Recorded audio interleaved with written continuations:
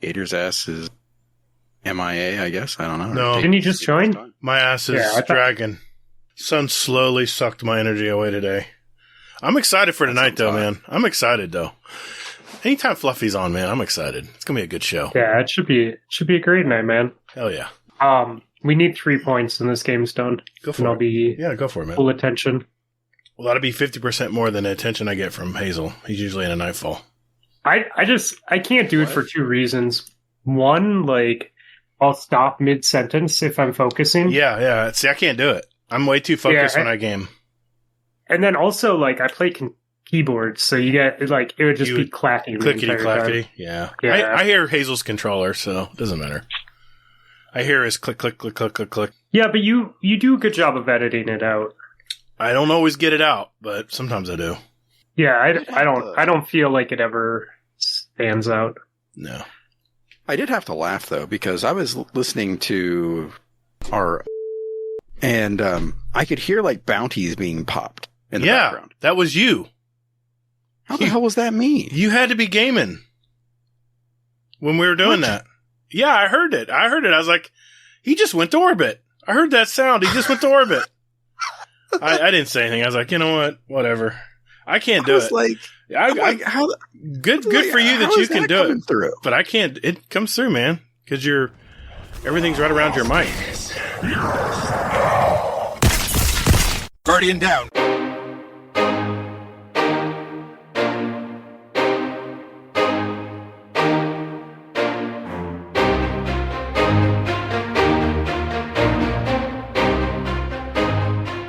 Hey, what's up, everybody? Thanks for hanging out with us today. Welcome to episode 152 of Guardian Downcast, a Destiny podcast. If you love to play the game Destiny 2, and you come to the right place. We're a couple of gamer dads that have played Destiny since that day one release back in 2014, and we're just as passionate about it today as we were back then. We share the stories of Destiny content creators and community members, and also discuss key topics and news within the game and community. We're the show that asks, do you have gorgeous locks of hair and bike 100 miles? I'm your host, the Gator, and my co-host Hazel is here as well. Hey, man. How you been? I'm good, and no to the locks, and no to the 100 miles of biking, sadly. But that's not for everybody, I guess. Yeah. Not everybody's cup of tea. Yeah. Well, no, it's not even that. It's just, one, I'm follically challenged, and I'm almost there. I just had a buzz cut. So. Yeah, I can tell.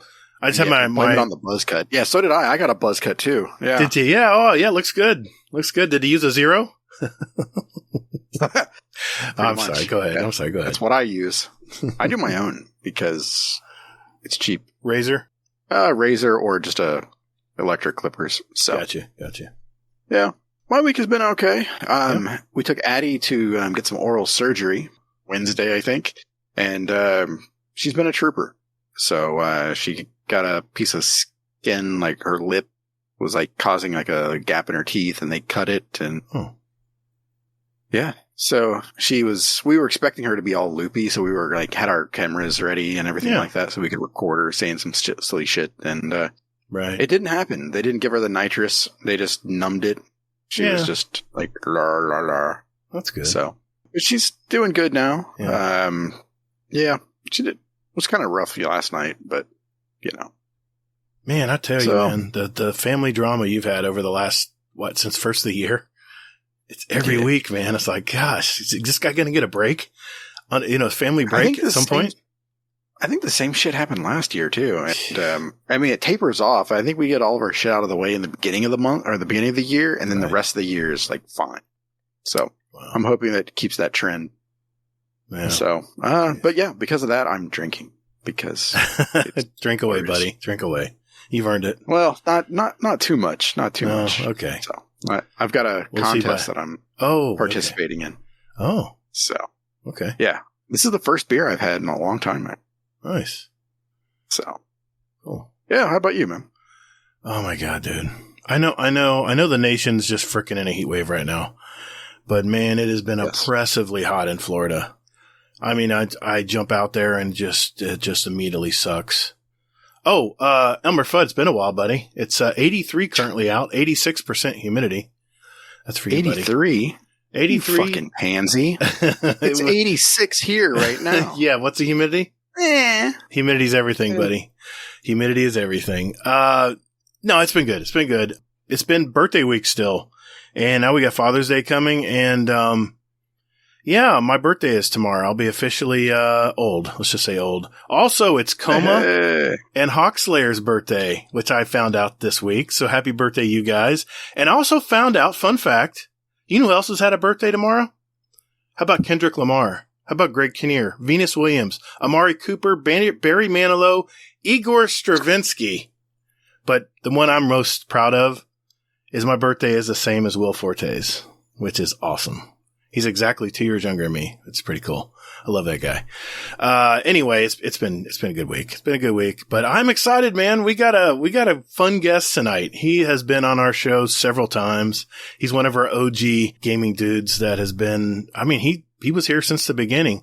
He's the Minnesotan that still has that beautiful head of hair. He goes on crazy 100-mile biking adventures. He's a podcaster of the PotatoThumbs podcast who just finished their 257th episode. Sure. The official 2020 speedrun co-champion, and in his own words has admitted that he's a younger version of me with his forgetfulness, which I'll take that as a compliment any day. It's Mr. FluffyFingersMD. How you been, man? I'm good, man. Yeah, you're right. We officially did episode 256, but there's 250 episodes out, or 257 episodes out there. So it's birthday week here too, man. Yeah. Like my daughter's birthday was Monday. My dad's birthday was yesterday. Awesome. And, yeah, we're doing the Father's Day thing. So I feel you on that.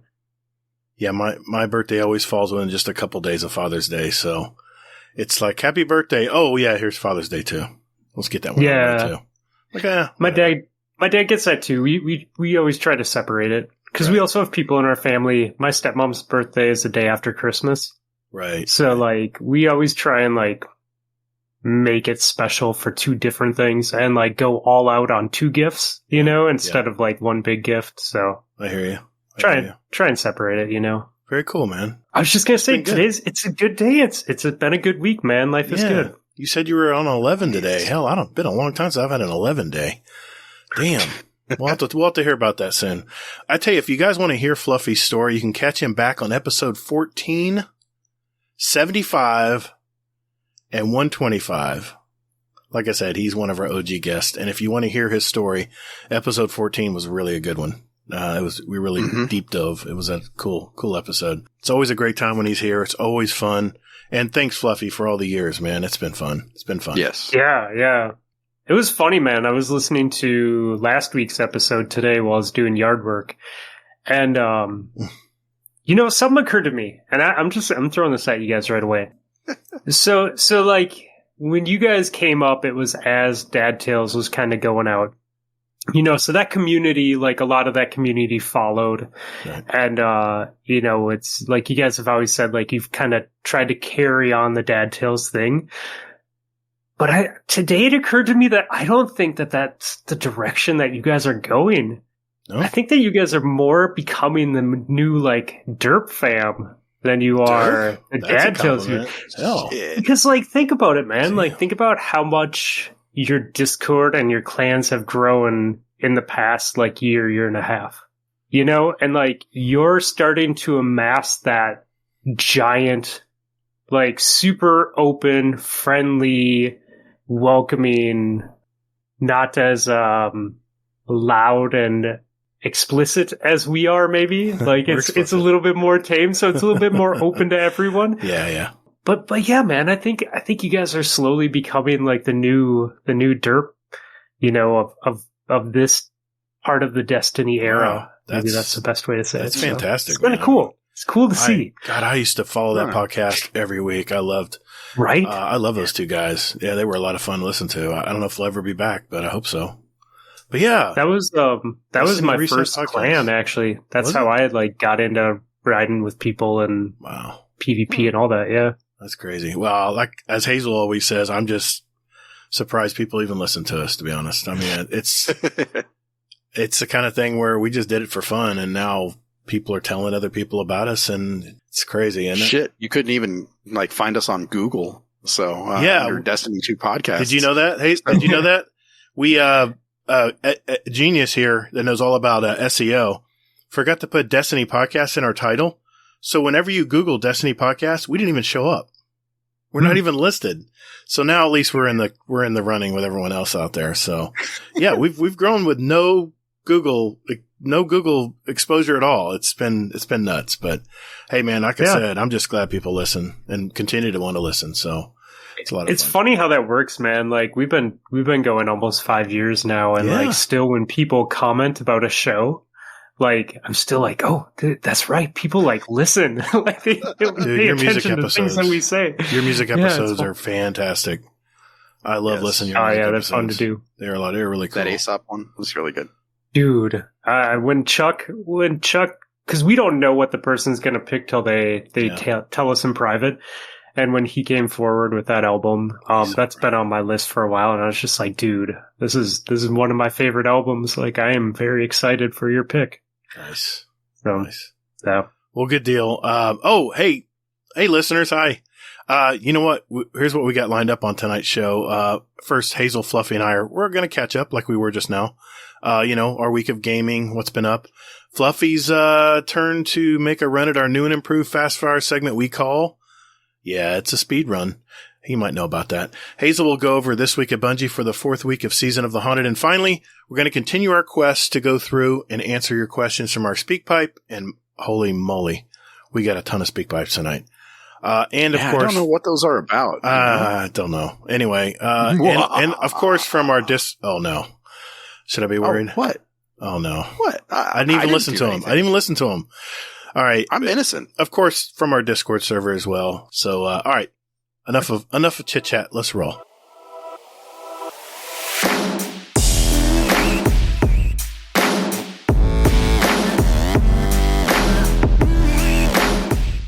Thanks for listening to Guardian Downcast. You can find us on Twitter at Guardian_D_cast. Or you can find us on our Instagram at Guardian_Down_cast and see what picks our weekly guests want to share with you. Or Gator, just visit our website at guardiandowncast.com for all the contact info and where else to find us. And you can also play any past episodes you like in any order you like, right from your browser. Don't or me, man. Hey, and while you're at it, follow our Guardian Downcast show playlist on Spotify and iTunes. We post those links in our show description every week.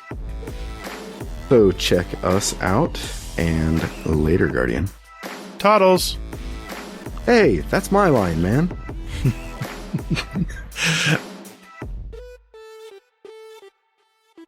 See, this is why I record now. I know. All the time. That's great. You're going to make a compilation, right, at the end of the year with all my F-ups? I'm sure. Me? No. Hey, Fluffy, how you been, man? How's your week been? You said you were on an 11 today. Explain that to me. Yeah, so it was weird because it was a busy day. Like, there was a lot. It was just like time flew by. Like I sat down for work this morning and it was just constant stuff. But, I had to sit through hours and hours of training and Hazel will respect this. I had to sit through 4 hours of industry training today. Compliance. Yeah. And none of it applied to me, but it's to keep my accreditation. So I put an earbud in and, started the day off by getting to 5,500 for the 3rd time. Nice. Getting my first title ever in Destiny. What? Oh, wow. Yep. Never had a title, so Unbroken is my first one. That's one hell of a title That's to get. a good one to start. Yeah. So that was cool. And then, so I don't know. I haven't really talked about it a bunch, but I guess if you've been in Discord, maybe you've seen it. But I ended up getting into a situation with my old car where the repairs were not worth keeping the car around for, so I had to buy a new car. Really? And I didn't hear that. Yeah.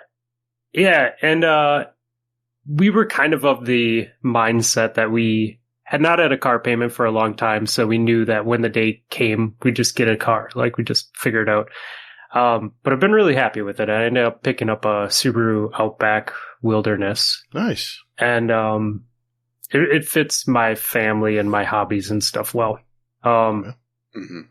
And get to keep the Miata, so I still have my fun little turbo go-kart. Just going to ask about that.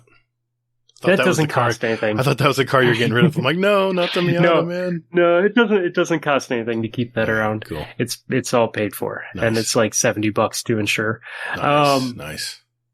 But one of the things is I do enjoy cycling, and the hitches for this car are specially made by Subaru, because Subaru took this car, they took a regular Outback, they gave it a lift kit, they redesigned the geometry of the front and the rear of the car so it has better approach angles. So it's like an off-road version of the Outback.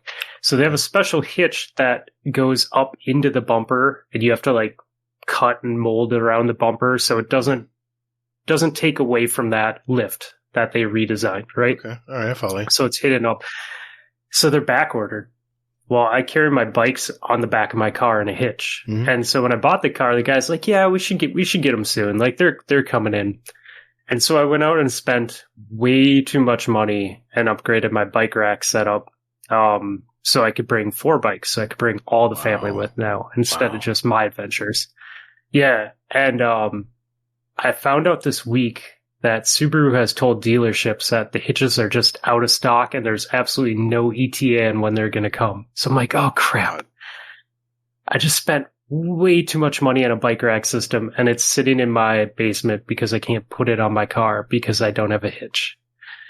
And I found out about this on the forums, and then the dealer called me, and I was hosting a meeting. So I was like, hey man, I'll call you back. And I couldn't, he never got back to me yesterday. So he called me today while I was cutting the lawn. He's like, guess what? And I'm like waiting for him to say like, we have no ETA when it's coming. He's like, I have 3 coming in, and you aren't the first person in line, but you're the only person who's been asking about them. So I'm going to hook you up. And I'm like, dude, you made my day. Hell yes. Yeah, man. So I got to find out, like, I get to start going on bike adventures again. Like, I get to start throwing my bikes on the back, and like, because I've biked all around my area, but I want to go like to the southern part of the state or the northern part of the state, you know, and see that wilderness. So I was pretty stoked on that. That is cool. Yeah. Did the lawn, went for a run, got to be outside, got sunshine. Like, just, you know, it's good when you get to be outside, right? Sorry, I brought that Florida heat up to you guys. I saw you guys were in the 90s too. Like, dude, I picked up my kids. Yeah, I think it was yesterday. Maybe it was Tuesday. Mm-hmm. It was 101 degrees. That's Gator. Crazy, man. And on Monday, it's going to be in the hundreds again. Damn. But at least it's a dry 100. No. No? No. Our humidity is typically like between like the 60s and the 80%. Oh, man. That's oppressive. Yeah. That's terrible. Yeah, it gets bad, dude. Damn. That's crazy. I love how Floridians just assume that they have the worst weather and that everywhere else is a dry heat. It's like, oh, well, at least you don't have humidity anywhere else besides outside of Florida. Every time I've been up north in the summertime, July, August, it's been like 85 out, and I'm like, it feels like 65. It's so dry. It's not sticking to you. But yeah, I know. I guess you guys get it every now and then. It's a bad heat wave right now. It comes and goes, man. Like it's at least you know. Hey, here's the thing. We're going to have that for the next 3.5 to 4 months. At least you know it's going to go away. Well, yeah, I mean, that's the thing. Like, it comes in waves. Like, it'll be hot for a couple weeks and then it'll dry out. Right. Like, earlier this month, it was like 80 on the weekend, and the wife and I went running, and it was really nice. It was like a nice, drier 80 degrees. So it did not suck to run, and we were running through the woods, so we had some coverage. And then the next day, I went for a run in the morning. It was 65 degrees with 98% humidity. Dang. And it felt worse than the 80 degrees. Yeah, no, it's just crazy. Like, it's so gross. And it doesn't feel as bad when you're just standing there. But once you start doing work, like, it's just like, your heart rate elevates. It's horrible. Oh, yeah. I'm in I check my heart rate when I'm just walking a lawn to treat it. Just walking in grass. I'm not running. walking in lawn, because it's 97 and 85% humidity, my heart rate's always in like the 140s. I mean, it's 130s and 140s like all day. So I'll naturally, I don't care what I eat, I'll lose 10 pounds every summer just from all the sweat and extra heart rate because of just calories are burned. I get home, I'm just voracious. I'm just starving. But yeah, man, it's crazy. Well, I didn't want it to be a weather show. I just was asking how that is. But I mean, obviously you got your Unbroken title. Congratulations. Yes. Yeah, that was cool. Hazel, do you have something you want to say? Well, I was just going to ask him about, so he was talking about biking. Yeah. Mm-hmm. And, I mean, we alluded to it in the beginning that you're the 100, was it kilometer or mile? No, we did a 100-mile training ride, and then the race was 129 miles. So a little bit over 200K. I did 20 miles one time, and I couldn't get off my bike. My butt hurt so bad. It was interesting too because it's a gravel race. Oh my god! But I would say between mile it was in Kansas. I did it with Agent H. That's right. That's right. I drove down there. Nice. But a bunch of it was private ranch roads. So like you're not on a dirt road, but you're on like what they drive their side by sides down. Mm-hmm, you know. Mm-hmm, mm-hmm. And so it's worse than 4-wheeler paths because side by sides have tons of ground clearance. Yeah. You know, so their ruts get deep. Mm-hmm. So actually, like between mile 36 and like mile 81, it was more mountain biking than it was gravel biking. And we were on gravel bikes. So it was interesting, man. Like H did a giant rock face. Like I walked down it, but he was just like, YOLO. And cause I came up to it first and I got off my bike and I'm like looking at this face and it wasn't just straight down. It like kicked out a bunch, you know, and not in good spots. And then you had to like land in a single track and ride away. And I was just like, no, dude, we're like 30 something miles in. We still got like 100 miles to go. Like, I don't need to wreck myself on this. And he rolled up and he started to go and he locked up his brakes and he picked up his bike and moved over 3 feet. And then he's like, all right, see you at the bottom, and just like dropped it. I'm like, bro. Dang. It was super crazy, cool. man. Yeah, That's it was crazy, super cool. man. Jeez. Whoa. For those of you who haven't listened to our earlier shows, let me do it right here, dude. What's behind the gamer tag again? Just remind everybody. Just curious. FluffyFingersMD.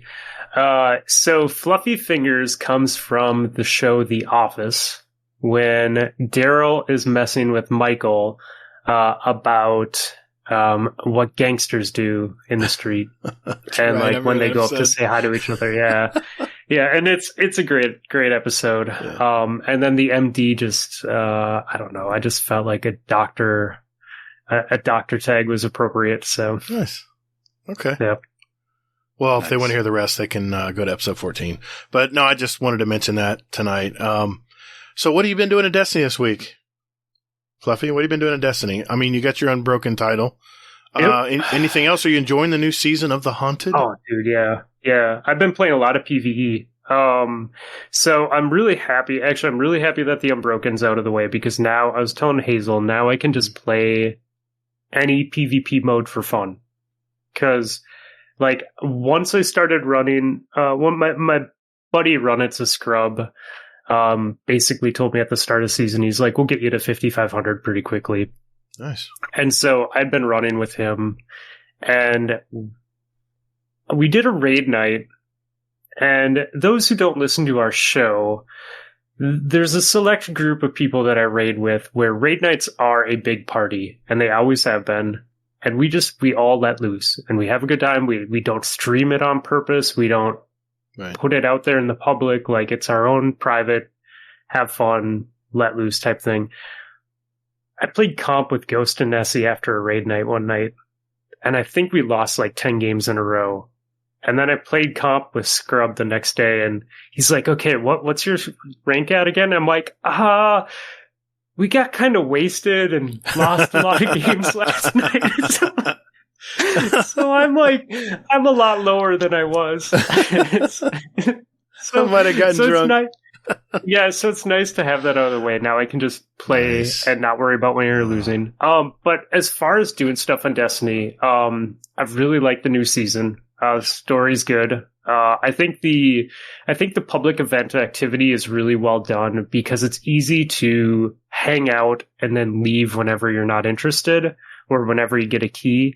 I think the running the bounties and the key loop is really rewarding. Like I was doing that with Nessie for a while too. You can just run those extra bounties you pick up and pop keys. I was doing that because I was trying to get Ostringer.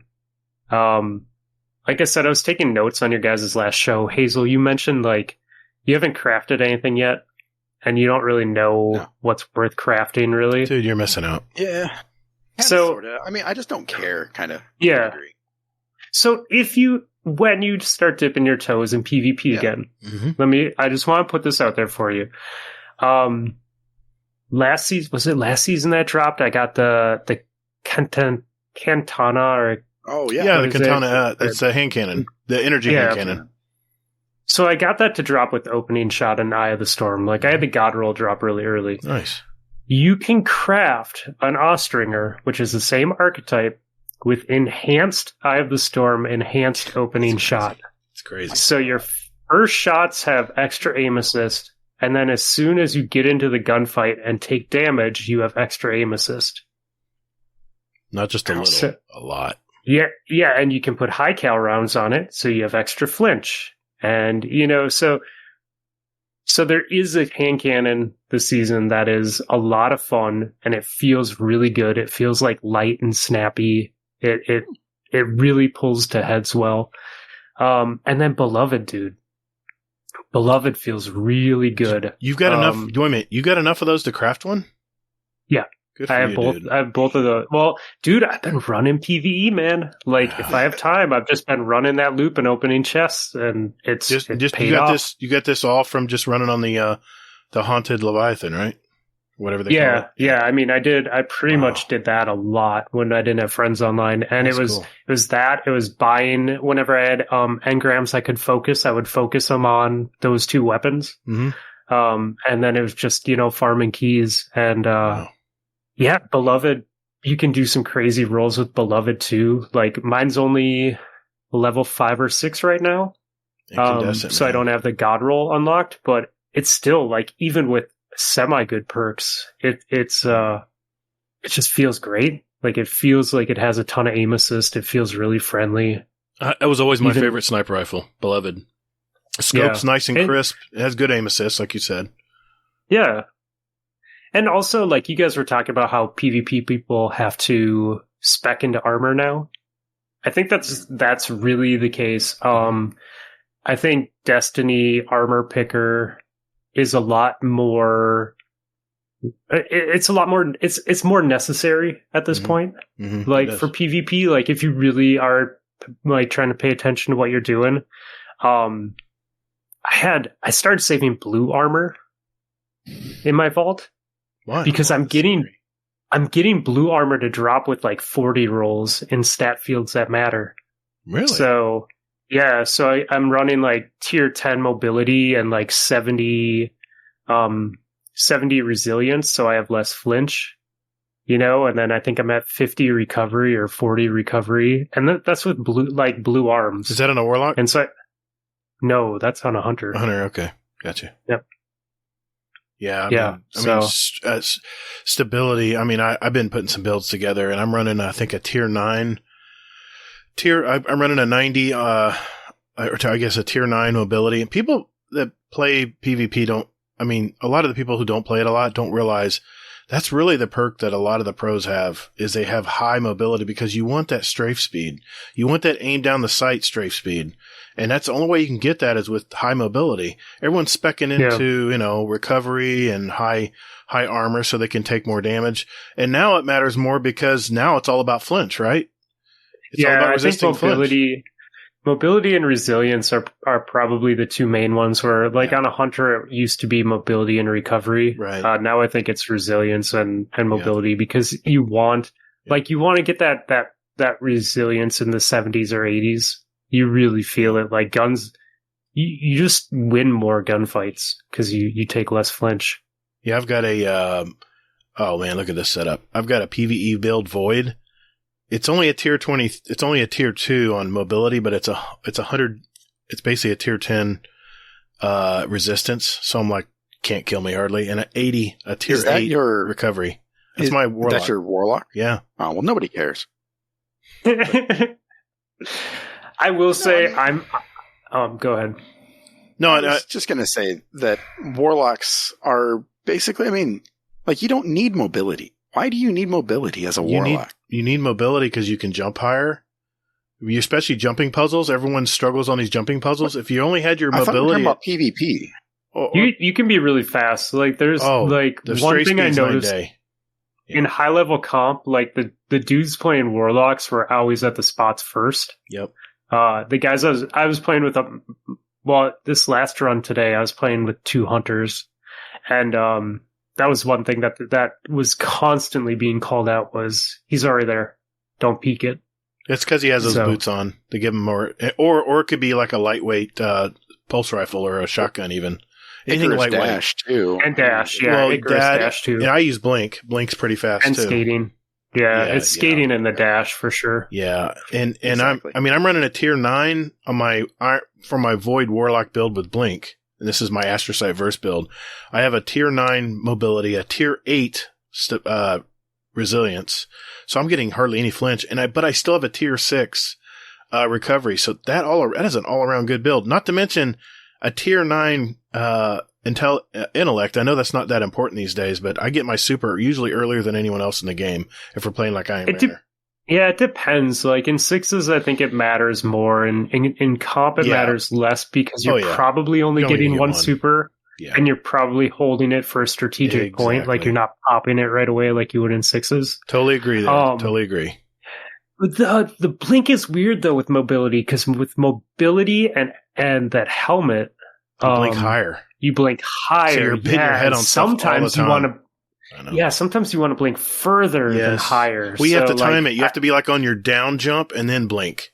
You do your double tap on the down. I've timed it really good. I've used blink so much, and I almost exclusively use it in PvP, and I've gotten it down pretty good. I'll blast past a few times. Well, I'll blast past a shotgunner running at me, blast right through him, and turn around and blast him with a fusion rifle or something, sidearm usually. Sidearms are sweet right now, man. I really hope hunters get blink in with Arc. That would make me happy. If honestly though, when Arc drops, there's a really good chance I'm just going to be Stormcaller, because I love Stormcaller, dude. So, dude, I rotate. Hazel, I know you're giving me that look, man.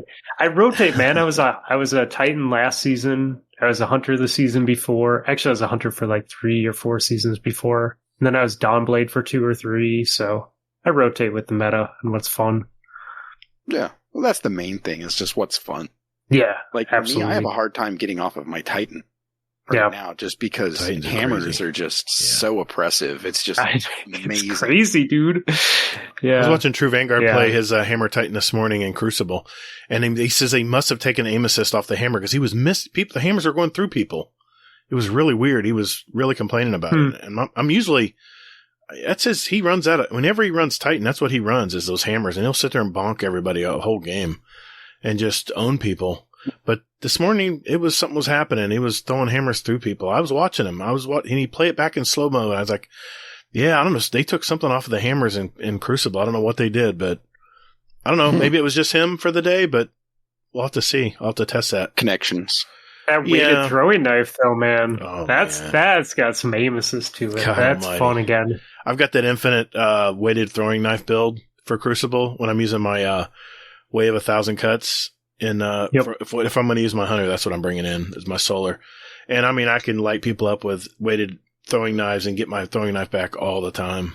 You can almost crouch if you're running the right aspects and fragments, I ran Blade Barrage for most of my high level comp stuff, but the 3-shot Golden Gun lasts forever. That's what I've heard. I only took it off because I didn't get it every game. Like I was just we kept playing games and I just wouldn't even get my super, so I put Blade Barrage on so I would at least get my super every game. Right. But for sure in 6s, or if you're just playing for fun, like, dude, you can walk around for quite some time without shooting your gun. Damn. Wow. Yeah, that's what Hades said. He was saying that I'm been shunned because I'm playing Titan more than Warlock or more than Hunter. Yeah. Nice. That's just until you put on that worm husk build. I'll get you, man. You're going to play with that and you're going to be like, oh, this is broken. Okay. Yeah, that sounds all kinds of nasty. Mhm. So I can't wait. Speaking of which, what have you been doing this week, Hazel, in Destiny? Hell if I know. Oh, my God. I've been doing duality. I mean, so yesterday we did the raid. Mm-hmm. Yeah, how'd that go? You bailed on. I had to. I was doing Father's Day, and I was out till, I didn't get home till like 11 o'clock. That's why I messaged everybody. Happens. Yeah. Weird week. And then we messaged you and tried to get you in because You Cloud... I didn't even see that. I didn't even see that message. There you go, Kingsley. We told you. So we did that. We did a Deep Stone. Deep Stone, okay. I was going to ask you that. Yeah, pretty quick and easy, actually. And then after that, Slammin and Kingsley and we did a duality. Nice. And it was pretty fun. I showed them a couple things that I'd picked up on, and they were like, oh, wow, this is a shortcut. And I was like, oh, yeah, get your ass down here. Let's go. So Nice. They were like, well, that'll be helpful when they're trying to solo it. And yeah. Kingsley said he's actually going to try to get the title and do solo. And I'm like, look at you. Yeah. Kill a Monkey just got the title. It's Derceptor or something? Derceptor, is that right? He did. Yep. Yeah. He said it wasn't as hard as he thought. So maybe that title might be worth getting. Duality is not that bad, really. It's just the ad density is what's crazy. Mm-hmm. And you don't have to do it flawlessly for solo. It's fun, though. I really like the ads in that dungeon versus other, like, ones that are just too many champions, or where Scorn they try crossbows. to artificially make it hard. Yeah. My God, Scorn crossbows. I know they've improved it now, but my God, those are weak now. Yeah. Did you do the dungeon blind the first time, Hazel? Oh, yeah. Yeah, I made it to the boss, the first boss, blind, solo. Oh, okay. Wow. I got to the first damage phase solo, and I was like, whoa, I'm like, this. We ran it, Lana, Nessie, and I, blind, and we almost broke Lana. She almost rage quit on us. It was like around 4 hours that we were running, and we only had to look up something once, and it was because we got to that damage phase like 3 or 4 times. And there was one time where, at that point, I was running the new dodge that Haunter has that empowers you, so I could do more damage with Blade Barrage. Classy restoration. And we popped 2 of those, and I think a Nova Bomb, and we did like a 16th of damage on the boss, and we're like, oh, okay, something's wrong. Like, we gotta look this up. Mm-hmm. But other than that, we did it all blind. Nice. Yeah, I saw that. Dado was talking about it. He did it with his buddy Jez and his wife, and he was like, somebody was in his chat that said it took him like 15 times trying to do DPS on that boss to kill it at the end for Keitel. 15 times? 15 times. Dang. See, you got carried, Gator, so that's why you didn't know this. Well, I was going to explain what happened. Yeah, you have to be around the bell. Yeah. Okay. To get the buff. And then once you get the buff, then you can do like a lot more DPS and that thing. So. And you have to stun them. Like we didn't even know like the stun thing. Yeah. We're just like, what's going on. So. Yeah. I have to answer this because Hazel called me out on it.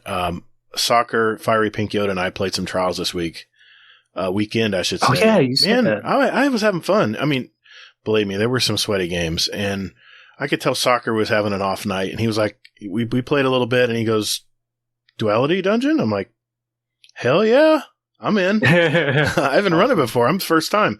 But he was, he got me through it. He told me what to do, told me where to go. It's a pretty simple dungeon. It's not real difficult. The mechanics aren't too difficult on it. And, I was like a little lost boy following everybody. Oh, I'm supposed to go to the bell? Okay, I'll go to the bell. Yeah, I'm heading there. Don't wait for me. I'm almost there. And, they were sitting there dancing and putting up Titan shields and stuff so they didn't die. But no, it was a lot of fun. Had a good time. And I even got some decent trials loot. I finally got the auto rifle. I got that through the Engram because they tell you to turn the Engrams in first because it fills in stuff you haven't gotten before. I got the Aisha's Embrace. I got the scout rifle. Not a bad scout rifle. It's a fully automatic. It's pretty nice. Yeah, the thing I still want to get, and I guess it's going to be, we're going to talk about it, but it's going to be double XP in trials this weekend. I think I'm going to make another run at it I want to get that sidearm. Yeah, I want to get the sidearm because sidearms are just grand right now. I'm having so much fun. Did you see Paul Tassie's article that came out about trials for not good? The one about trials for not good players? The Wild West one. Maybe. It was good though because he gave people advice on how to play trials even if you aren't going to win any games and still get a lot of loot. Yeah. And it was cool. It was cool to see like that approach. Like, hey, you can still play this and get a bunch of engrams and unlock like a bunch of loot. Right. So I got my 7 wins to get my pinnacle, and I got my round wins to get my pinnacle on the map for trials. Yeah, I got that done, and I mean, I just played it. I played. I think I got four wins, and then I played solo the next morning before the reset, and got 3 more wins just solo queuing. I had a good time. Yeah, it was a lot of fun. I kind of miss comp, man. Comp is a lot of fun when you get a team that's clicking. And Fiery Pink Yoda his snipes were on point, man. And I played with a Red Grackle and basically an ACL one night. Because I was panicking. I'm trying to get things done. And Salt got salty. And, he had his fill. But we had some good times. I switched over. I was a sniper for that game. I was getting some good picks. And when we get picks, everyone would run in. And, you know how the game goes. Yep. And we had some times where we did good. But there were a lot of rough ones. So for people who don't play a lot of PvP jumping into trials, it's an eye opener because you get the sweatiest of the sweats, and you get all the cheesy weapons. You get all whatever works, whatever the perfect meta is. That's what everyone's got on because that's the game type. Of course, it's a game type. So play to win, exactly. But you know what? Even though we were, we probably didn't have sweaty skill level status, we still had a good time that night. So I wanted to thank those guys for joining up with me. I had a lot of fun. All in all, it was pretty much trials. I got the duality done, and I just been running. I finally got the 100 level on my pass this week. So I got all that badass armor. You got the helmet. Dude, the Warlock helmet. It's like got an evil smoke coming from it like the Witness does. I'm like, oh, that is so awesome. I'm like, I'll never take this off. I know you guys talked about it last week, but can we just give them props for making a Skeletor build possible? Yeah. Like, I saw that picture and I'm just like, oh, I love this so much. I have to say, this is the best seasonal armor, or whatever, ornament you want to call it, they have ever made. Wouldn't you guys agree? It's fantastic. I know that you guys weren't super keen on the Trials armor, but once you see, I think the Titan Trials armor with the flawless glow looks amazing. And then I think the monkey head on the hunter with a different cloak looks good. Okay. Like I saw it with like last season's Trials cloak and it looked way better. It wasn't as like space helmety, like it's so big and wide. Yeah. I get the art direction, that's the fun part about it, right? Change stuff up. Yeah, I mean, they did. I was making fun of the pufferfish helmet for the Warlock, and I actually got it, and I put it on. I'm like, it's not really that bad. If you, it's like a screaming eagle. That's kind of what it's like. But the fact that they have the feathers like gills on the side just throws me off a little bit. But once I started looking at it closer, I was like, that's not really half bad a helmet. The other two helmets are much better for the Titan and the Hunter, but I got all the armor for it too when I was playing Trials. Nice. I mean, I have to admit, I haven't played Trials in a long time, and they were very generous with gear. They're generous with how quickly you got XP per match to get your rank up. And now it's going to be double XP this weekend. Soccer, Fiery Pink Yoda, hit me up. Yeah, I mean, unless you're really trying to go flawless, like don't reset your card. Just let it run. Yeah. Just collect loot. That's what I'm going to do. And, after you get 7 wins, too, even if they're not flawless, you still get some decent drops if you hold on to the card. I remember Flip. Sure. I remember Flip, who never really likes competitive Crucible. He was in there getting like enhancement cores and shards, and he was like, Prisms. Yeah, it's like, I'll stick around a little longer. I'm like, I bet you will. Yeah, we're getting like prisms drop like crazy, and you get all the weapons start dropping. It's awesome, man. So, quick tip to you guys wanting to try trials: get your 7 wins. You'll get them eventually if you hang in there and grind it. If you grind it, you'll get them. You'll get players in on solo your queue. Yeah. You'll get, I mean, the thing with solo queue is you'll get idiots, but you'll get good people too. You will. Like, it's just, don't go in there expecting to win most of the matches. You're at a disadvantage. You can't talk to your team. Like, expect to lose most of the matches. It's all about expectations. But have fun. Yeah. And like, try to stick with someone and you'd be surprised. Sometimes things click. I had a solo game I was playing. And I was playing aggressive. I was sticking with the team. I was adapting. I was watching what they were doing. We were all by ourselves.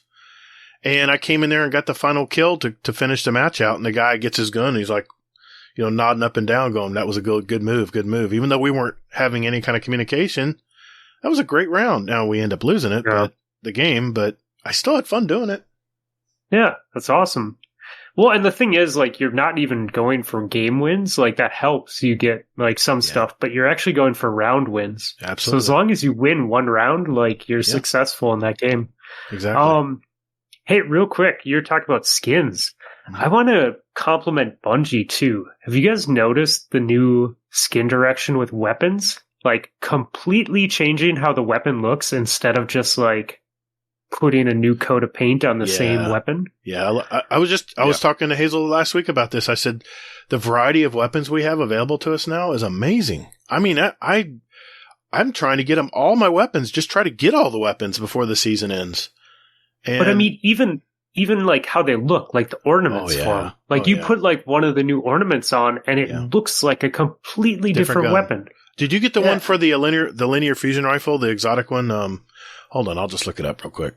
I saw a streamer using it. I'm like, oh my God, I love the sight on that linear fusion rifle. And it was the, hold on, I'll just look it up. I got it right here in front of me. Here it is. The Arbalist has a new armor ornament called a new electromagnetic execution. And it has a circular, clear optic on it. I'm like, my God, I had to buy it. I had to spend silver on it, but I didn't care because I like the linear fusion rifles, but the sight on the Arbalest is kind of like an oval and has like a weird sight on it. But if you look at the ornament, box. It looks really good, man. I don't like the snowy white look on it, but that's no big deal. But I have the catalyst and everything for it. So I may, this may be a Grandmaster. I might be using this in some of the Grandmasters later this season. Look at this guy. That's awesome. Hey, you started it, man. You got me spoiled on Grandmasters. Now I'm like, give me the loot. You've done like one. Yeah, I was hooked. I said, can we run another one? Yeah, I guess so. Yeah, let's do another one. So I do like that ornament. Looks, I mean, it's just I like. I'm all about sights. It looks cool. Yeah, it's all about sights absolutely. for me. I mean, what's the one thing you earned in Call of Duty all the time if you got so many kills on a gun? You got a cooler sight. You got the hologram or you got the scope, different kinds of scopes and stuff for your guns. I wish Bungie did that. When you get 1,000 kills or 1,000 headshots on the gun, not only do you get a cool skin for the gun, but maybe you can start unlocking different optics. If they did that, I'm telling you, I would never leave Destiny to play anything else, ever. Yeah. You're not going to leave Destiny to play anything else anyway. Probably. I mean, right, there is that gator. We do have that problem. Well, I don't know. I'm actually starting to play Elden Ring. My son's got me into it now. I know. You may actually start, you said? No, I'm actually started playing Elden Ring. In fact, I'm playing this weekend with my son after the MMA fight. So I'm starting to like Elden Ring, man. That's a fun game. I see this going south. I give it a month. You guys have no faith. I do agree with you, though. You guys have no faith. I tell you. I am, my Osteos Triga is at level 129. Oh. Like, I wish I had cool stuff unlocked for it besides just some, other than a number. Yeah. Yep. I mean, it's the next, think about it. It's, you know what? And this ties into the next thing I want to talk about. Well, hey, real quick. Yeah, quick. Yeah, go ahead. What about the story this week? What'd you guys think? Oh, Zavala story? Yeah. Go ahead, Fluffy, you start. Did you play the don't Zavala know. story? Does Zavala's story have two parts to Yes. it or only one? Two. Okay. You So played I the first might be behind a week. That's fine. Yep. That's fine. Well, then we don't want to spoil it then, do we? We can just give our impressions. No, you guys can talk about it. Like I'm not going to die if I. You mentioned it, Hazel. You start out. What did you think of the story this week, Zavala? No, you start, man. All right. Well, I want to hear this. I mean, you sound really hesitant. So I wasn't hesitant. It's just I kind of knew what was going to happen. I mean, it's pretty trite. It was pretty. I mean, we know Zavala was going to face his demons, and and it ended up on a good note. I'll just leave it at that. I'm not going to include any dialogue because Fluffy wants to play it still, but it ended up on a good note. It's very predictable. And you know me, man, when it comes to movies or anything, I don't like predictability. We talked about this on our other show, how I kind of want the world to burn a little bit sometimes. Sometimes I got that little Hazel feeling where I want stuff to kind of go away we don't think it's going to go. But here's the thing. I think Keitel story loop is going to be different. I think they're leading us down a path, and then they're going to go 90 degrees on us. I think they are. Yeah, I mean, that's what they said, is that, like, shit's brewing and it's about to pop. So, yeah. I mean, I knew what was going to happen too, but I still appreciated it. I still loved every minute of it. I mean, Lance Reddick is awesome. Yeah, yes. And his wife, I mean, in there, she's just, God, she is just. Was her name Sophia? Safia. Yeah. Safia, close enough. She just like tears at the soft underbelly of him, and it's just, ugh. Yeah. Yeah. But, I'm liking the story. You know what? I like this on was it last season they did this too, where they kind of did a little bit at a time? No, last season they got it. They kind of took the Band-Aid off early. I think because they had other events like the Guardian games and stuff toward the middle end of the season. So I think they kind of had to get through the story a little quicker. It didn't last as long. No, it didn't last as long because they had, Witch Queen with it. So it's always a shorter season with story and stuff like that. That makes sense, yeah. So I wonder if they're going to do this you always on the forget, next. But yeah. I know I do, but before that, it was like Season of the Splicer where they had that whole thing. I mean, with Lakshmi and right, that's right. Yep. Yeah. Every week there was a little story. I have a memory. See, I've been playing Destiny for 7 years now, man. It's hard to remember everything exactly. Maybe I'll need my Google machine. Where's my Google machine? Anyway. Yeah. But yeah, I mean, I enjoyed it. I enjoy the stories, I go in and do my Leviathan runs to get my bound presence so I can move on to the Sever mission. And yeah, I like it when the steps are simple. I know what I need to do. I just get in there and do it. And then at the end, I get my popcorn out and I listen to the dialogue and kill some more enemies. And watch YouTube so you don't pay attention. But yeah. It's smart of them to tie in the public event into the story too. Yeah. Because you just keep that population up. Yeah, exactly. Yeah. And that loop is super small, Yeah. You do that, you do the public event, you do the Sever mission, and then you get story. It's like, oh my God, this is really quick. Yep. So. And you get rewarded. Yeah, exactly. Yeah, you do. Even on the Sever mission, all that stuff jumps out of that chest. Mm-hmm. It's awesome. Yep. Yeah, that's great. I mean, Fluffy, you got me motivated now, man. As I want to get, I had a beloved sniper rifle fall with incandescent, and you pair that with your solar builds. It's pretty it's pretty devastating. But I haven't I like that. I like that on the shotgun. I want to get the shotgun. I think the shotgun, the guys I was playing with today were saying that shotgun's going to be pretty badass in PvP next season. Nice. Because the elemental capacitor with arc. I want to get that shotgun crafted too for PvE and one for PvP. Like, I think it might be the first weapon I craft two of. Nice. Because I think that burn in PvE is fun. And if you can pair that with something else that helps you load the shotgun faster, or I don't know.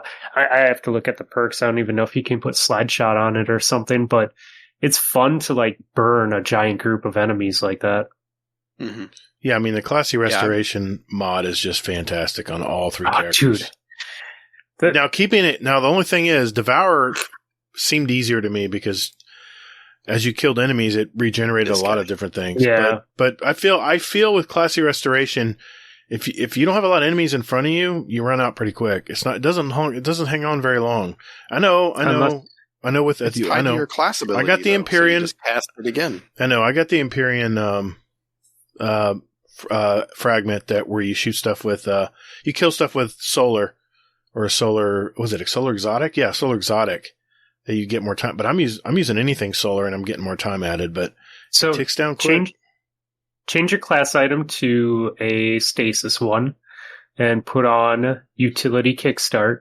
Okay. So, all right, I'm following. like as a hunter, I'm running 100 mobility, so it recharges, my dodge recharges fast. And then when I use my dodge, it starts recharging faster with utility kickstart. And then you can put on like Worm Husk. And so you can be at a sliver and instantly be at 3/4 and then have, restoration times 2. Yeah. Yep. And then you have your dodge back within a few seconds. I got you. So it's, I'm still discovering new builds for this class. Oh, there's a lot. It's a lot. There's a lot of different ways you can go about it. I mean, I have watched 4 different videos and they all have a different setup using different aspects. Fragments, but yeah, it's amazing how much variety, the different approaches to how you play the game. It's a lot of fun, man. Bungie's nailing it. Bungie is nailing it on the new 3.0 classes. I love it. 3.0, man. Yep. I agree. Anything else, Hazel, we want to bring up? I had one thing I wanted to talk about, but I think I'm going to bring it up after the TWAB, because the TWAB's fairly short this week. One Destiny thing to bring up, and then I will be quiet. Definitely, man. Go for it. You made the fantastic joke last week, Hazel, about Crow being the Hunter Vanguard, right? Like I laughed. Like it was good. It was good timing. It was well done. So I'm thinking about this as I'm mowing the lawn today. And is it kind of not perfect that the new Hunter Vanguard is the one who beat the old Hunter Vanguard in PvP? Right? Like, what are hunters? Hunters are like typically your sweaty players playing PvP, right? Right. So should the person that leads them not be the person that is a better shot than the other guy, maybe? I mean, I love Cade. He's my favorite character, but yeah. Well, that's kind of the thing. I mean, that's the whole dare, is that whoever beats the new Vanguard, or beats the Vanguard, is the new Vanguard. Yeah. Yeah. The new Hunter Vanguard. So makes sense. It does, much to the dismay of people like Rodimus. He's like he's a whiny bitch. But it's like, but he's paying his dues, he's fucked up, of course. Who hasn't? Yeah. And I think that's the thing, like with the story, tying it back into that, is that Zavala fucked up. I mean, or at least he feels he did. Right. Yeah. With the death of his son and that, it's like, he granted he wasn't taken over by like a super entity demigod being, True. but there's that part. People always forget that he was possessed by, was it Riven? Yeah. Or Riven. Yeah. So I mean, Riven. come on. I mean, he was possessed. Yeah. I mean, he wasn't even his own Are mind. you a Crow apologist? No, I mean, let me get this clear. Uldren was a dickhead. I hated that guy. He was a dummy. 1. Yeah, he was a dummy that got tricked. But Yeah. I mean, you got to feel bad for the dummy that got tricked because they're a dummy. You know? mean, he idolizes his sister. I mean, I just finished all the lore book. The 4th. I double checked. It was the 4th lore book, and they had I mentioned they had a missing scene that they listed in the back of the book. I don't know. I might read it later. We'll see. But anyway, you were calling me a Crow apologist. I still hate the Crow. I hate that dude. Why? I don't know. I just don't. It just shows me you didn't pay attention to the no. story. I understand. I understand Uldren. I mean, I've just read all the lore about him when he Uldren or yes, but he was haunted. He was haunted by Uldren. He was haunted by his. Yes, I realize that, but I don't know. I mean, I know he wants to do good. I know he wants to. I don't know. I just thought it was. I wasn't having it. I mean, I guess He just doomed from the start because I hated the guy to begin with, so. But it's two different people. Remember this guy in Destiny 1? He's like, he was an ass in D1. I don't think you'll make it to the Black Garden. I'm like, what a dickhead. We're going to kind of shoot you. Anyway.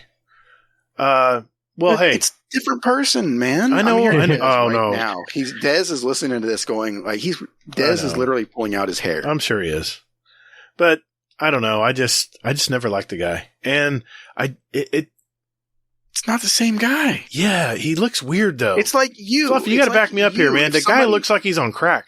I don't understand, but he still looks possessed when you look at him. Like, dude, what's wrong with your eyes? It's like he's just like a little emo punk boy, man. That's exactly what he looks. Yes. That's what I keep thinking when I see him. I'm like, he has hair, okay? Oh, whatever. Just because I got a little bit of hair left, I mean, whatever. Yeah, hold on to it for all you can, because it looks like you're doing that right now. I shave it right off, man. I just shave it right off. All right. Thanks for catching up, Fluffy. It's fun. Yep. Well, you know what that means, Hazel. It's speedrun time, man. Yeah. Yes.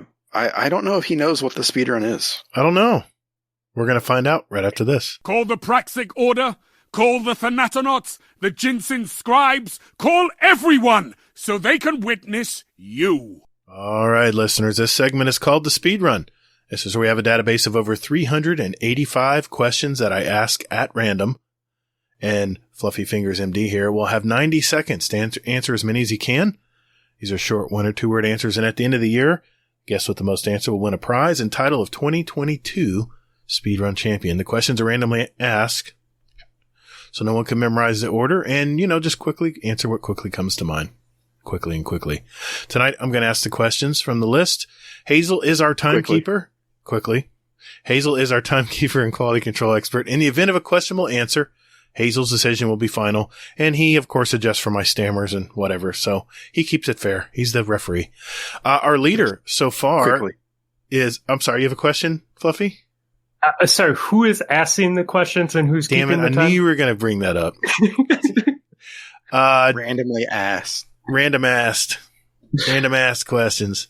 Our leader so far has 40 questions answered, and that is Mr. Kingsley Mack. What do you think, Fluffy? You ready to do this, man?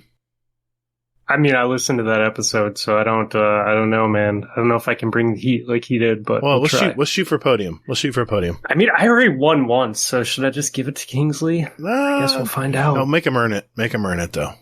Look at that look. He's not going to do it. He's got the eye of the tiger. He's competitive. Come on now. All right. You ready, Hazel? All set with the clock? Yep. All right, here we go. 3, 2, 1. Warlock, Titan, or Hunter? Hunter. What was your first video game? Mario. Void, Solar, Arc, or Stasis? Solar. Should there be freelance solo strikes? Yes. Which famous celebrity would you want to punch in the face? Nicolas Cage. Beneath, between, or behind? Behind. Mortal Kombat or Tekken? Mortal Kombat. Strikes, Crucible, or Gambit? PvP. What's the first Destiny podcast you listened to? Derp. Fact or fiction? Fact. If you could choose, who would voice your ghost? You. Human, Awoken, or Exo? Awoken. What's the best sandwich? All. Glam rock? Free sandwich. Okay. Glam rock or punk? Punk. What's the worst job you've ever had? Car wash. What's your favorite Destiny planet? Moon. Room, dirty or clean? Clean. Mario or Luigi? Mario. Tacos or burritos? Tacos. Pizza squares or triangles? Both. Are birds real? Yes. Ikora, Cade, or Zavala? Cade. Fashion or function? Function. What number am I thinking of? 7. Sweet or savory? Sweet. Morning person or night owl? Night. Horror movies, yes or no? No. Controller or mouse and keyboard? M&K, baby. Soda or pop? Pop. What is one of your favorite Destiny 2 weapons? Hand cannon. Ever been hit by a wooden spoon? Yes. Fried or onion ring? Fries or onion rings? Fries. Teleport or fly? Fly. Paper or plastic? Okay. God. Dang, it was I should have said Voop hand cannon. Come on, what am I? Is this even reality? It doesn't matter. It's all for fun, man. I mean, you've already won the championship once, but that was a good run, man. That was a good run. Yeah, I got a little bit carried away with my funness with one or two answers there. It's all about fun. I love it when you answer honestly. I really do. Well, the sandwich thing, like someone said sandwich one time and it didn't count, so like I felt bad when I said whatever I said, and free then I'm sandwich? Like, no, free sandwich. Yeah. So I had to correct myself. I got you. All right. Well, Hazel, how do you think you did, man? 33. Not bad. That's in the higher average. Yeah, that's respectable, man. That really is. So I would say a pro tip for anybody who's on here doing this next time is to threaten Gator with a lawsuit so he'll read the questions fast. Yeah, that's how you got to do it. Yep. Yeah, I did make Gator laugh too. That didn't help me. That's a second person who's said that I should voice their ghost. Oh my God, you imagine that? Oh my God. Yeah. That'd be crazy. Yeah, Hazel can't imagine it. Hey, listeners, I've got a question for you out there. Do you have a great speedrun question? If that's a yes, then join our Discord, enter them in our speedrun question ideas channel, and we'll add them next year's speedrun. Just remember, they need to be yes or no, 1 or 2 word answers. Either our questions will also be accepted. At the end of the year, we're going to have 2 drawings for a $25 gift card of your choice, and you can enter up to 5 questions to go into the drawing. So good luck with that. So the speedrun that I won was a minute, right? It was only 60 seconds. We go 90. And Zan and I both had 31, I think. So I did two more questions this time. I wasn't going to tell you that. Time. I wasn't going to bring that up, Fluffy, but you did. So 30 seconds to answer 2 more. No, it was 90 seconds before. Was it 90? Wasn't it? Yeah, I think it was 90. Dude, when did we change? No, you guys changed it. You changed the time after Zan and I won. Yeah, I think we went to 90 seconds, I think last year. Oh, yeah, because 90 seconds last year. Because your podcast partner, 2020. Admiral Nips, won last year. Yeah, I was 2020. Yeah. So he had 60 seconds. Yeah. Well, I wasn't going to say anything about that, but okay, now you did. So, no, I mean, it's fun. Hey, everyone, do something before we go while you're thinking about it here, and tell a fellow Destiny gamer about us out there. Spread the word. All our links are in our show description. All right. That means it's time for this week at Bungie.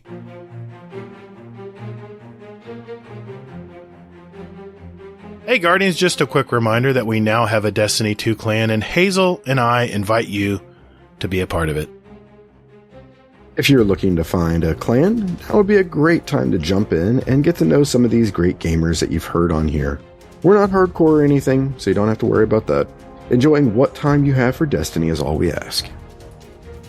So, if you're looking for a clan out there, we have a permanent link in our Discord under the channel GDC Destiny 2 Clan, where you can find a link. Otherwise, look for Guardian Downcast Pod, and the link will be in the show notes of this podcast. Yeah, right below you there. So join us. So we do ask that you do join our Discord first, so that way we can communicate clan information and other stuff more easily. And besides that, you can lurk all you like. And later, Guardian. Hey man, that's my line. All right, 4th week of Season of the Haunted. Man, I love that new armor. Oh, just thinking of it right now. Hazel, what's going on this week, man? Yeah. I don't have it yet. So bounties, dude. I'll get bounties. It. Hey, I'm doing them. Unfortunate. Why are you flicking me off? The bane of my existence. I'm not flicking you off. I know. I brought that up. Not this time. Not in camera. No, I've done it before on camera. He has. He's done it. He goes out. You're number 1, buddy. All right, go ahead. Yeah, I'm sorry. Exactly.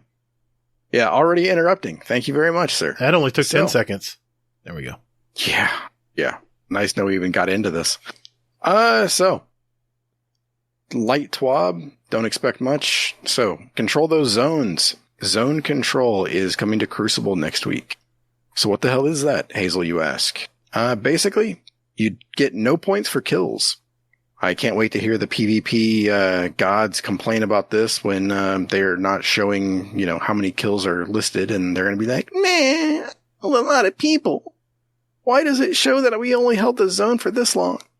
But anyway, so what that means is basically if you're 1 Guardian on a cap point, it's going to take 22 and a half seconds to capture the full zone.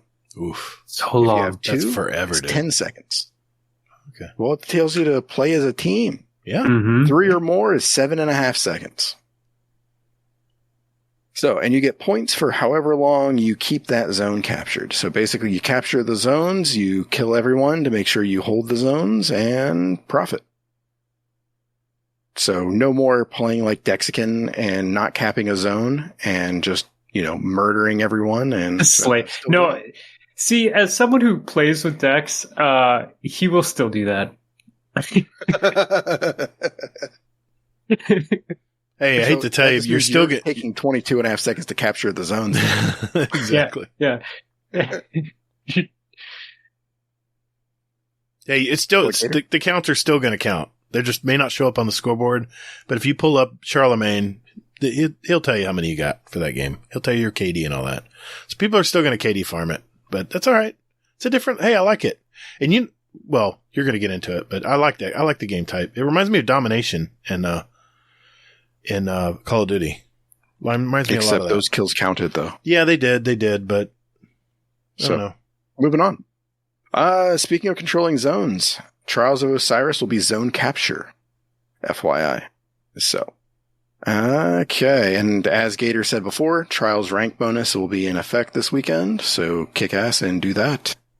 After that, they talk about the Pride Strike Team. So with this, basically it's about the teams at Pride, or the teams at Bungie that are working with, Pride and what they stand for. And the new emblem has already made, I want to say, $400,000, I think. Rad. $480,000. $500,000. So, yeah, and that's just fantastic, Mm-hmm. It goes to a good cause, and the gamers, we get pins and, kick-ass symbol. So, that's great. Everybody wins. Yep. Yeah. Then, that's pretty much it, besides Shit's Broken. So, regarding Shit's Broken, Bungie is investigating the effectiveness of airborne effectiveness regarding the sealed Ahamkara Grasp, Lion Rampants, Peacekeepers, Peregrine Greaves, and the Wings of Sacred Dawn. Okay. And then, aside from that, more Shit's Broken. Movies. Art. And a goodbye from Cosmo that basically says hey, go check out the developer blog that they sent out regarding the audio team. So, yeah, if you're into audio and you want to, the great audio that we have in Destiny, go ahead and check that out. It's a pretty interesting read. Yeah, I want to check that one out, being that I'm an audio editor. So I figured I could maybe glean some tips there. I just want to mention. Go ahead, Fluffy. I was just going to say, I had to laugh when the TWAB came out today because I played comp for a lot of hours today. And one of the guys I was running with, we were talking about the new shotgun that's coming out, or that's out this season. And he's like, what is wrong with me? I am looking in collections and I cannot find the shotgun. He's like, where is the shotgun? Am I blind? And in the TWAB, one of the broken things is the shotgun doesn't show in collections. So I read that and I'm like, that is great. I love this. I love this so much. That's awesome. Awesome. I just want to mention, I watched a video, The Beauty of Raids. That was one of the movies. That was actually the movie of the week this week. And no, that's pretty good. Pretty well done. Pretty sentimental. Oh, yeah, one of the movies of the week. One of the movies of the week. Yeah, I'll watch it. It's pretty good. So, yeah, I like the end where they said thank you to the raid teams. Yeah, exactly. So, that was pretty cool. Yeah, man, that was a short TWAB this week. That's I'm okay with it. I'm actually good with that because I had something I want to bring up. Now, oh boy, I can't wait. Hazel's going to roll his eyes because it talks about the future of the game. But we have Fluffy here tonight. Wow, and that's the thing. That's the thing, though. That's like you're assuming that the game didn't have a future. No, okay. I didn't know. Okay, I forgot about that bulletin board that you showed me a picture of because I said, "Hey, give me proof that they're guaranteeing a game after the final shape, which is 2 more expansions. We have Lightfall, and then we have the final shape." And there was an interview with, and this is all from I got this article from Destiny 2 News. And this was thegamepost.com is where I got this article from. But they interviewed Luke Smith, and in a nutshell, basically what he said was, you know how New Light right now, or people, haven't played in a while are coming back to play Destiny, how these worlds have been sunset and, there's not even Mars to go to anymore? Not really. It's in a throne world, but it's not really Mars. It's not the same thing where they come back and they're trying to figure out where they left off. And Luke Smith said, you know what? I just want to throw that out there right now that I'm paraphrasing, of course, that after the Light and Dark saga, which is the final shape, we're going to make it much easier for New Light and returning players to be able to just jump right in. He says, we rely on our YouTube community right now to give catch-up videos and stuff that helps a lot of new players that are coming back. But what caught my eye was when he said that they were changing things up. I don't know if he just said that they were going to sunset locations. They said they've had to take stuff out and put stuff in. As they put stuff in, then they got to rotate and take stuff back out. I'm thinking, and I mentioned this prediction last week, how I think that the final shape will be when they say, listen, PS4, Xbox One, Xbox One X, not Series X, but it's so confusing. All the old consoles, sorry guys, they're going to do just like they did when Destiny 2 first started. Sorry, we can't support these anymore. We got new and bigger things to do with our game, and we're only going with PC and the newer generation consoles, which can, let's face it, they can handle a lot more. They're basically mini PCs. If you look at the guts of these consoles today, there are a lot of similarities. But my point is, and what I wanted to ask you, Fluffy, and Hazel, if you want to talk about it too, it's fine. Oh, I will. Oh, I know you will. I know you will. But the fact that he mentioned that it was going to be a lot easier for New Light and how they maybe aren't going to be sunsetting locations. That's what he was hinting toward. Don't quote me on that, but that's what he was hinting toward. I'm wondering, is Destiny 2 Online coming? Is Destiny Online going to be here after the final shape? Are they going to bring back everything? Destiny 1 weapons, Destiny 1 worlds, the Destiny 1 story? Are they going to put it like in one massive game like World of Warcraft? That makes me think maybe, I guess, let me phrase the question this way, Fluffy. What do you think they're going to do after the final shape? They said when the Light and Dark saga is over, where it's a fresh new game now, what direction do you think they're going to go? Was it Forsaken where they basically said we're deleting all the data off of your system and we're having you re-download a new version of the game? Yes, I remember that. So maybe that's the approach. It's hard to assume that they would do something drastically different, like dedicated servers, God, like maybe if they take the game down for a couple days, but like that's a huge undertaking, right? Yeah, that's a big step. And so like the thing is, we are limited by file size, and I think that's why they have to sunset stuff, because even PCs, like, you don't want a 500 gig game, like you gotta. There's a lot of them out there. I get, yeah, but are they 5 or are they like 100 to 200? It doesn't make it right, though, Gator. I'm not saying it does. I'm just saying it's already been done. There's already games out there that are enormous like that. So I think, like, but the thing is, like, that technology is getting better too. Yeah. So like the game streaming technology is getting better, and I think that is the catalyst that they need to be able to allow everything to be there, is to be able to have some of that content be streamed from their side to your system, instead of your system storing it all and then using the server to connect you on points. But like I don't know, man. I think that they'd have to do a pretty big rework. Like I would see that as like a delete everything, here's a new version of the game type thing. Right. And there was another news article here that Wait, can I answer? Oh yeah, I guess so. Sake, man. So I think Fluffy's right regarding the technology, because before Sony bought Bungie was looking at buying the Stadia, like from Google. Really? I didn't hear this. Yeah. Yeah. Interesting. Okay. Yeah. I believe you. So, here, I know that sound. There you go. Copy and paste.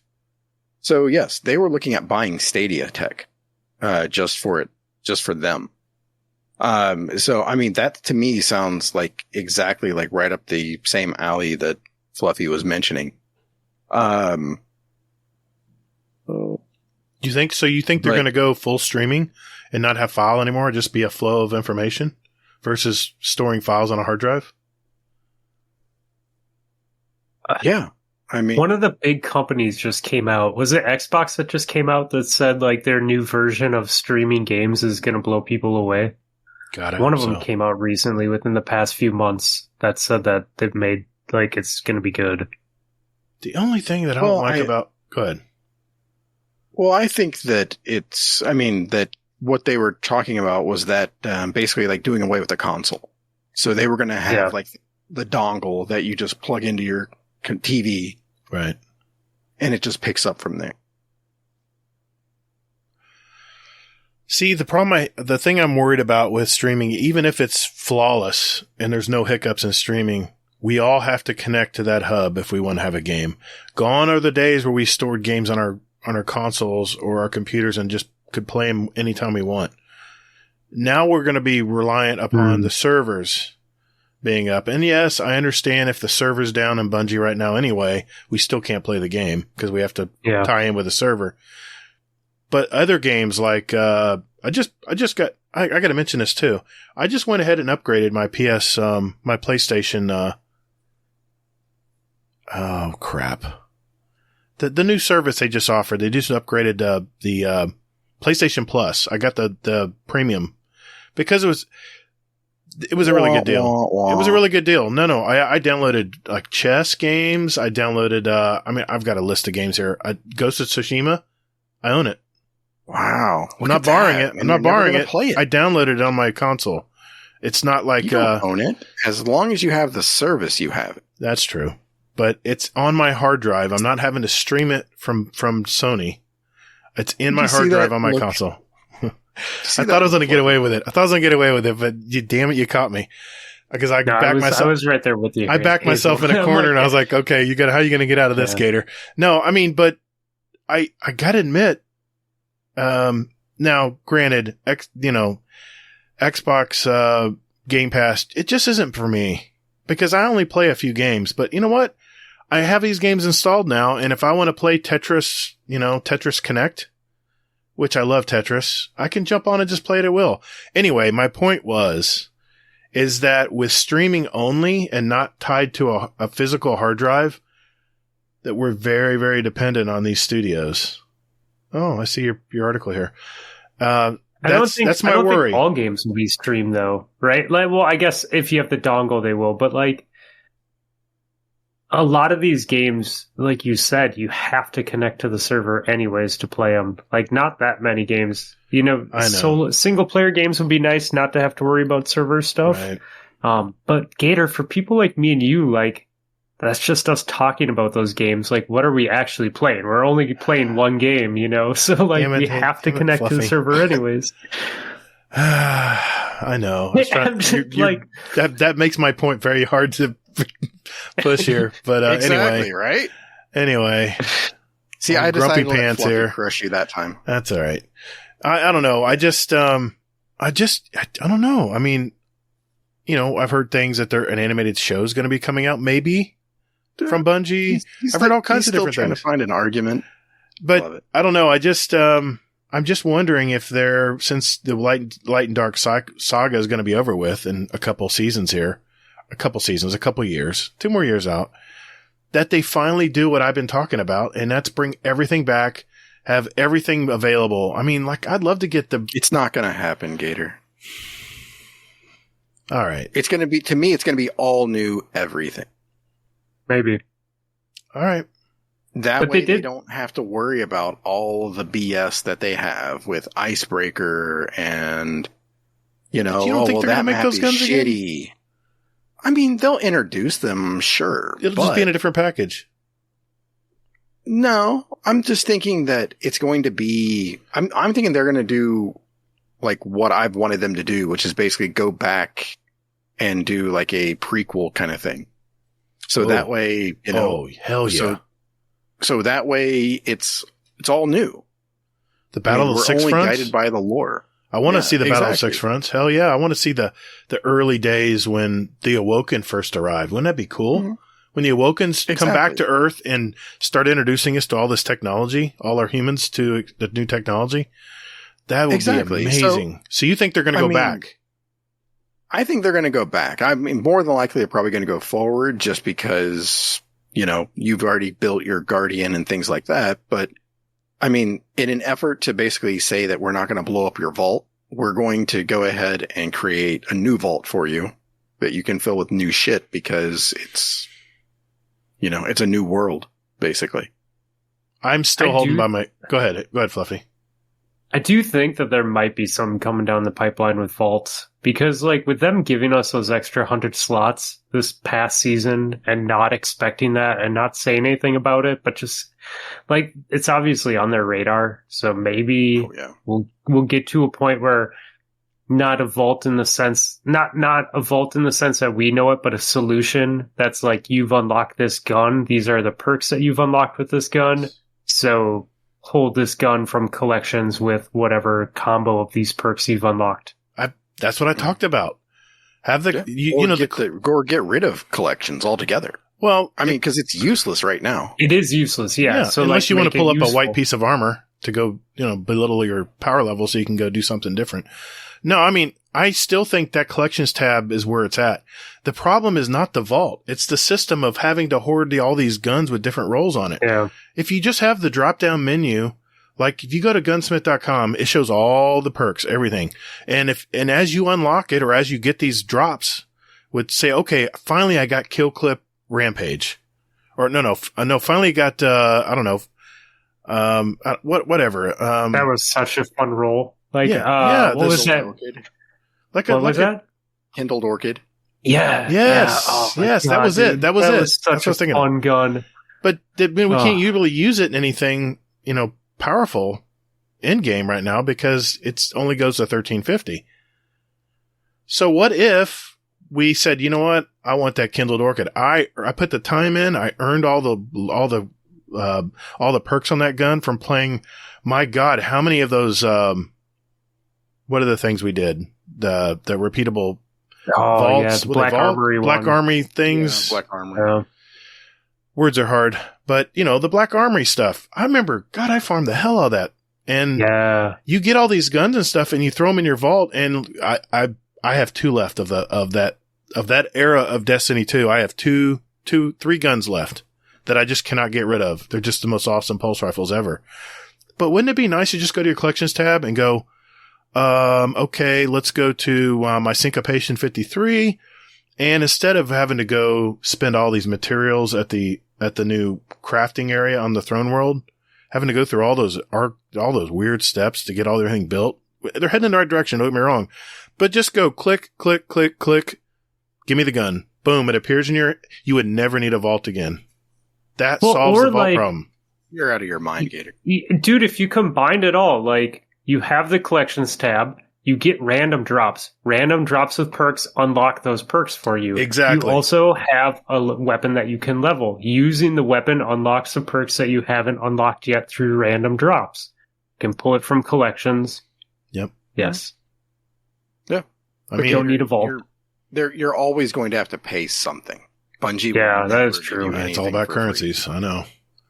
Exactly. I still So, think if they use the Call of Duty model, that's such a tried and true model.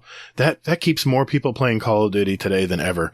Knowing that they get 1,000 headshots or 500 headshots with a gun, they get this diamond camo on their gun. People look at that and go, "Man, God, that guy's really good at that SMG because he's got diamond camo on it. He dropped it. I'm looking at it right now on the ground. That's badass." Man, that's all Bungie's got to do. Start unlocking different sights as you get more kills with the weapon, or start unlocking start unlocking all kinds of different available perks for the gun as you get more kills with it. It just makes sense.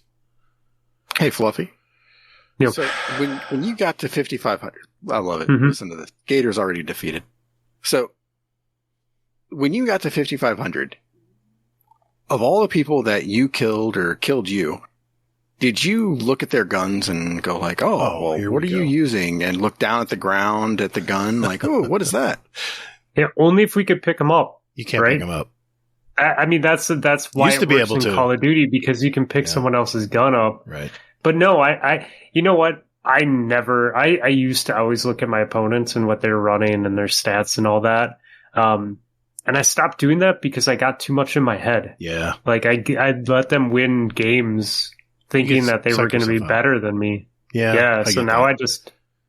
I just try and it doesn't hurt if someone else on my team is like, they have 2 snipers, Mhm. but like, no, we're never with opponents. You're never looking at their, what they look like or anything. With friends, maybe, like Nessie and Ghost and stuff, they'll randomly be like, hey, like, I like that skin or, whatever, or I like that role. Well, But- I mean, just to disprove your point, what's the first thing you look at when you get into a trials match? You see their armor, you see their primary weapon they have equipped. It's right there in front of you to see. I'm looking at the whatever emote they've chosen. Probably so. Yeah, that makes sense too. But they do the No, I emote, mean, and then it it's comes good to in know. where it's 3v3, and the screen focuses in. You see their armor, you see their weapon they have in their hand. Yeah. I mean, that could be a way, it's good to but know. I don't know. It's just little bragging, little vanity stuff. I'm telling you, it's an untapped potential for Bungie. All the vanity items they could put in this game. My God, man! Everyone wants to be individual. Better, though. Everyone wants to be an individual. They are getting better. I think so. I think so. There's with all the armor and ornaments that are dropping, like, if you just go to the Destiny Reddit fashion subreddit, wow, there's a lot of Reddits in one sentence. Yeah, there is. Like, people make really cool looking outfits using all sorts of different armor, not sets of armor, but mixing and matching shaders. So there is like that level to it. Oh, we have RushJet and a lot of others that we have a Destiny fashion channel, and it's getting populated all the time with all kinds of new builds and stuff. It's inspiring. Anyway, I'm just saying that the collections tab is the solution if they can figure out how to make it work. Because that's all they have to do, and then we won't even need a vault. The only thing we'll need a vault for is if we want to, save some cool ornaments or materials but again, or something. Like, if you do the system so you can favorite a build, or create a loadout of a build, Right. so you can just go there instead of having to select kill, clip, rampage every Yes. time. Like, you can just save it and just click that, and then that gun appears, or whatever. Like, Well, they added 100. They added 100 slots. Rework. They added 100 slots, and guess what? Gator's already at 600 on his vault. It broke the game. Yeah. It what's added 100 slots in it, so slowed everything down.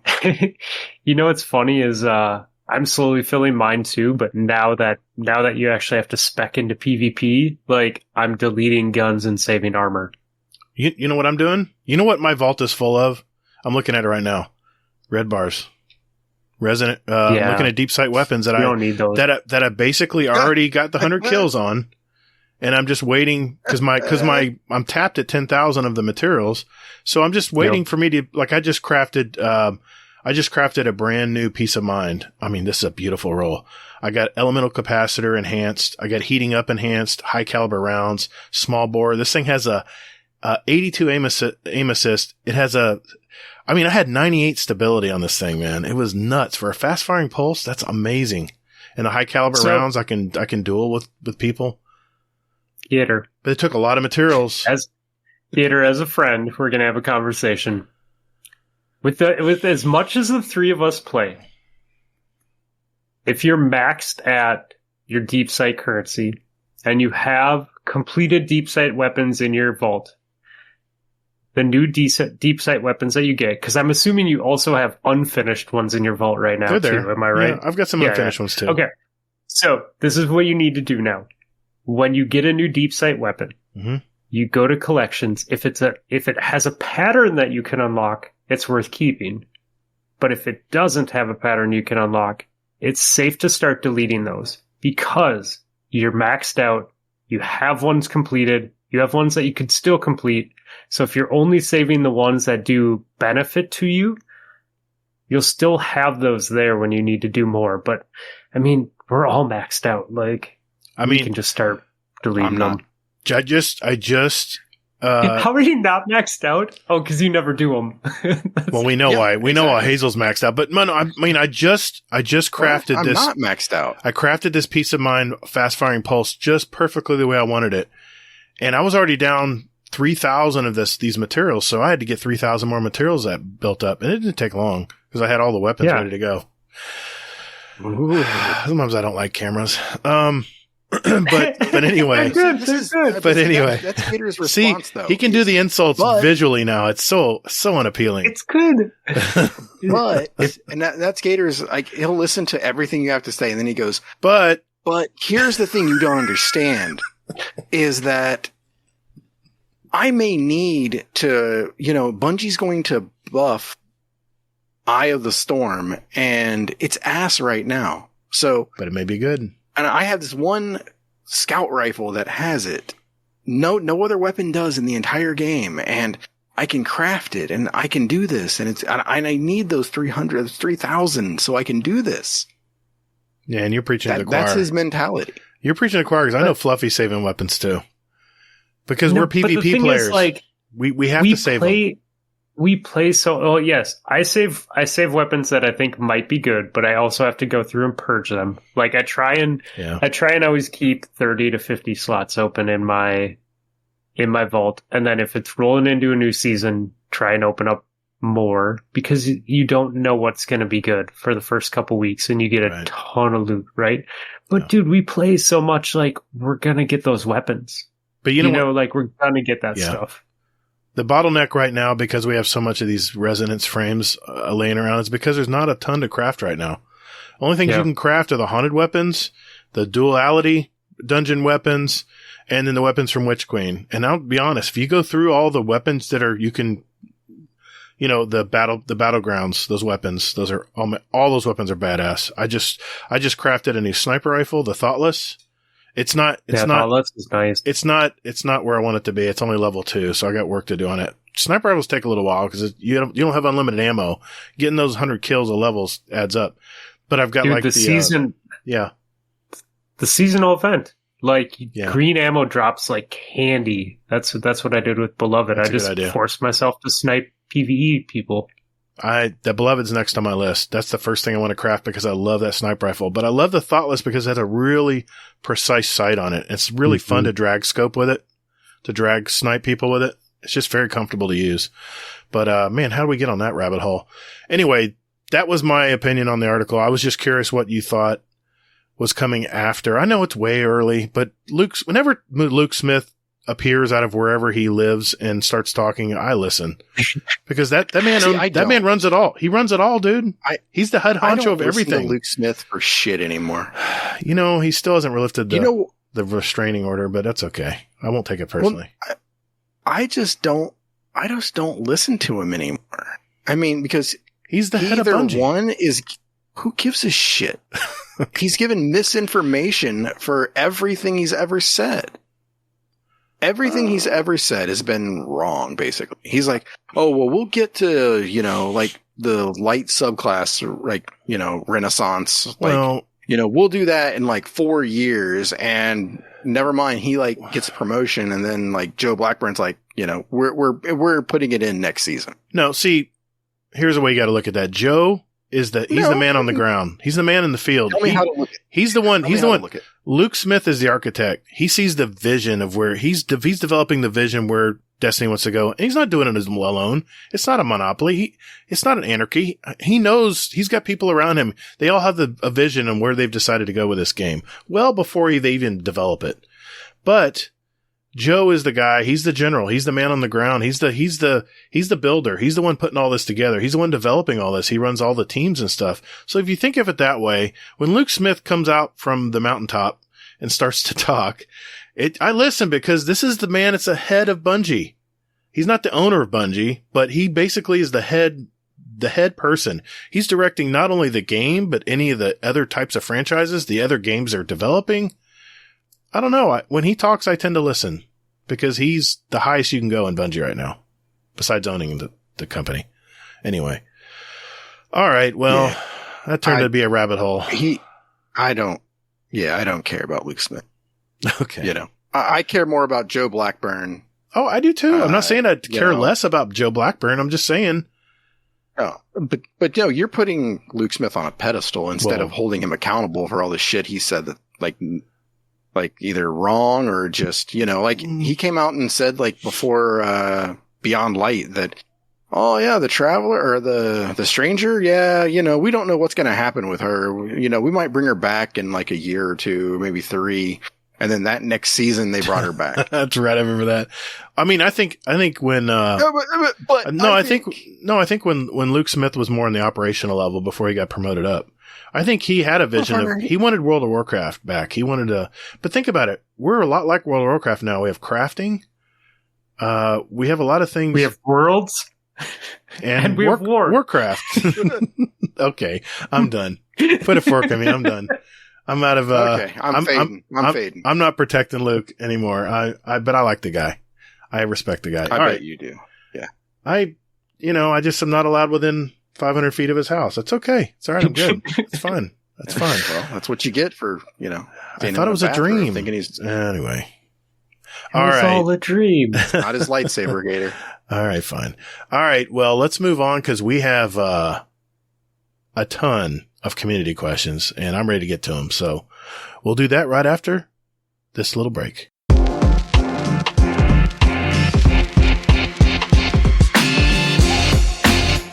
Hey, Guardians, would you like to send a question for the show to us?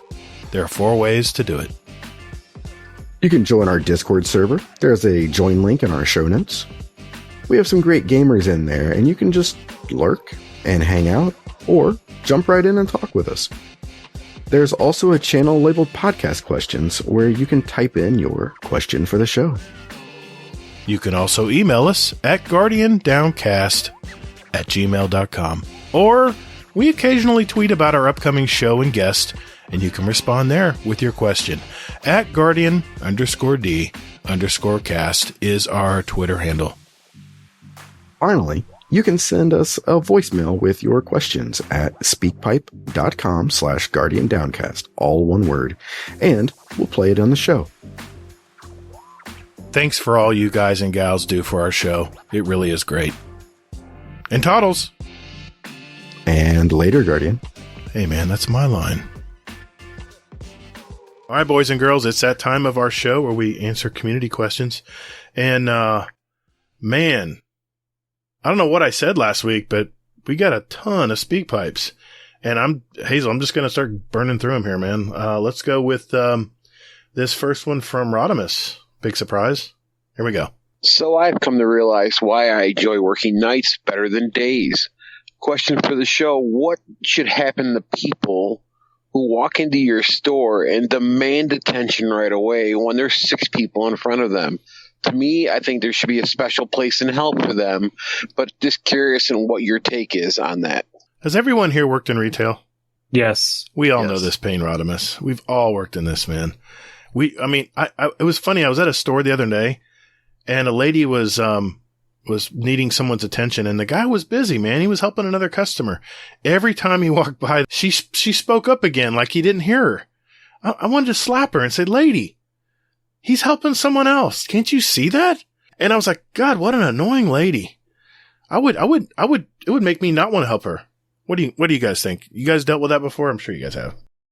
I worked at a call center for the financial institution I worked for a little bit, and I was very good with dealing with angry people.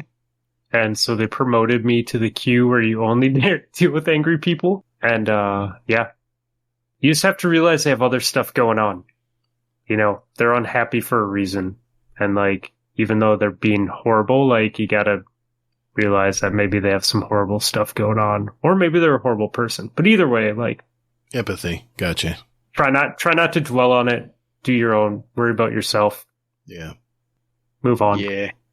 Yeah. I worked at Target briefly, And it's funny because this absolutely cracked me up. So I was the cashier, and this guy, it was a guy and his girlfriend, wife, whoever, I don't know. I didn't ask, but I'm checking him out, and he had Astroglide and a cucumber. That's so rad. Oh my God. Came up behind him and was like, "Hey, I have a return. What can I do?" And I'm like trying to check him out. He only has 2 things. And I'm looking back at her, and I look down at his stuff, and I'm like, "Hey, and then she looks down too, and she goes, "Oh, well, I guess he's more important than me." And I just laughed, and I was like, just one moment. So, he said thank you though. That was nice. Quick side tangent. This weekend, I was up in my mom's place up north, and went to the grocery store, and I had to get some medicine.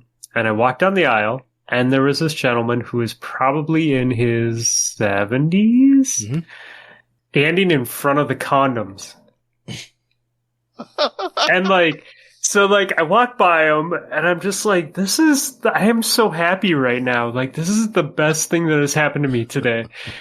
And the thing that I needed was kind of close to him. Like, so I walked by him and went past him, and then realized I had to walk back, and I started walking back, and he kind of looked over at me. And if you guys listen to my show, or if you've ever hung out with me, like, sometimes I say things because they're funny without thinking about what I'm saying before I say it, because, like, that's just how my brain works. And he looks at me, and, like, without pause, I go, "The double XL ones are a little bit over to the right." And he's like, "What?" And I'm like, "The double XL ones are a little bit over to the right."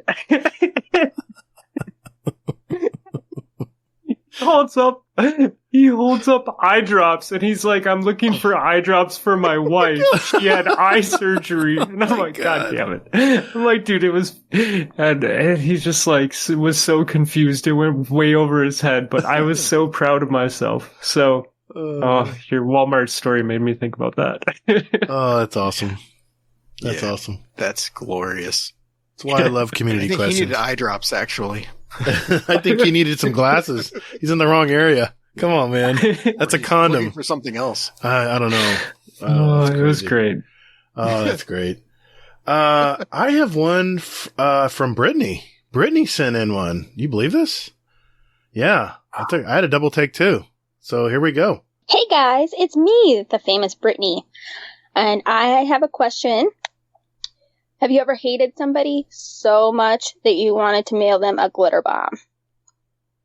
If you're a part of Team Brittany, go ahead and send me their names. If you're not, then for legal reasons, this is not an attempt to recruit people.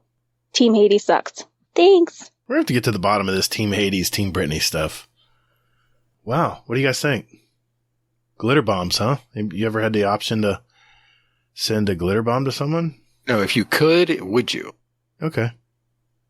I mean, I haven't yet. I think that they're a funny thing, but I would do it to Nips. Oh my God.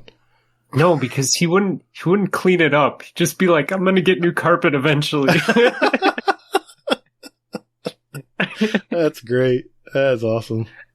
No, I'm just imagining the 5 seconds of rage that he would have before he's like, I need a new carpet anyway. Yeah, but dude, he's a very, very intelligent person. And so, like, you have to be aware of the intelligence and the lengths that someone will go that you're starting a war with. Like, I think that just not like a smart move for your future to push him too far. Definitely. Wow. No, I mean, the guy that pissed on my hood, yeah, I'd love to know his address. That's about it. Yeah. I always there's always like two problems that I have with that, right? Mm-hmm. Like, one is, it's like what you said with driving in Florida Gator. You never know who has a gun. You never know, man. you just don't know about messing with people, like if you're gonna break them and how psycho they might go. What's their mental issues? Yeah. The other thing is, like, you waste so much of your life, like being upset about something that you could just walk away from and go enjoy your life and not be angry. So I try and be as like kind and nice and positive for that reason. Yeah. Because otherwise I'd just be angry all the time.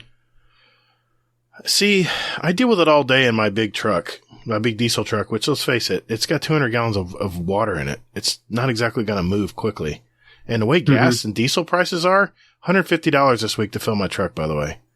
$150 in diesel. It's $6 a gallon almost. That's just insane. Something's got to break. Anyway, so I'm babying it. I'm not going to lay on the accelerator. Those turbos kick in, man. I know it's sucking fuel, but I see that it builds up through all the day, and then I'll go out to dinner and movie with my wife, and I'll be driving in my truck, my personal truck or her little car. And I'll be like, where are these people going?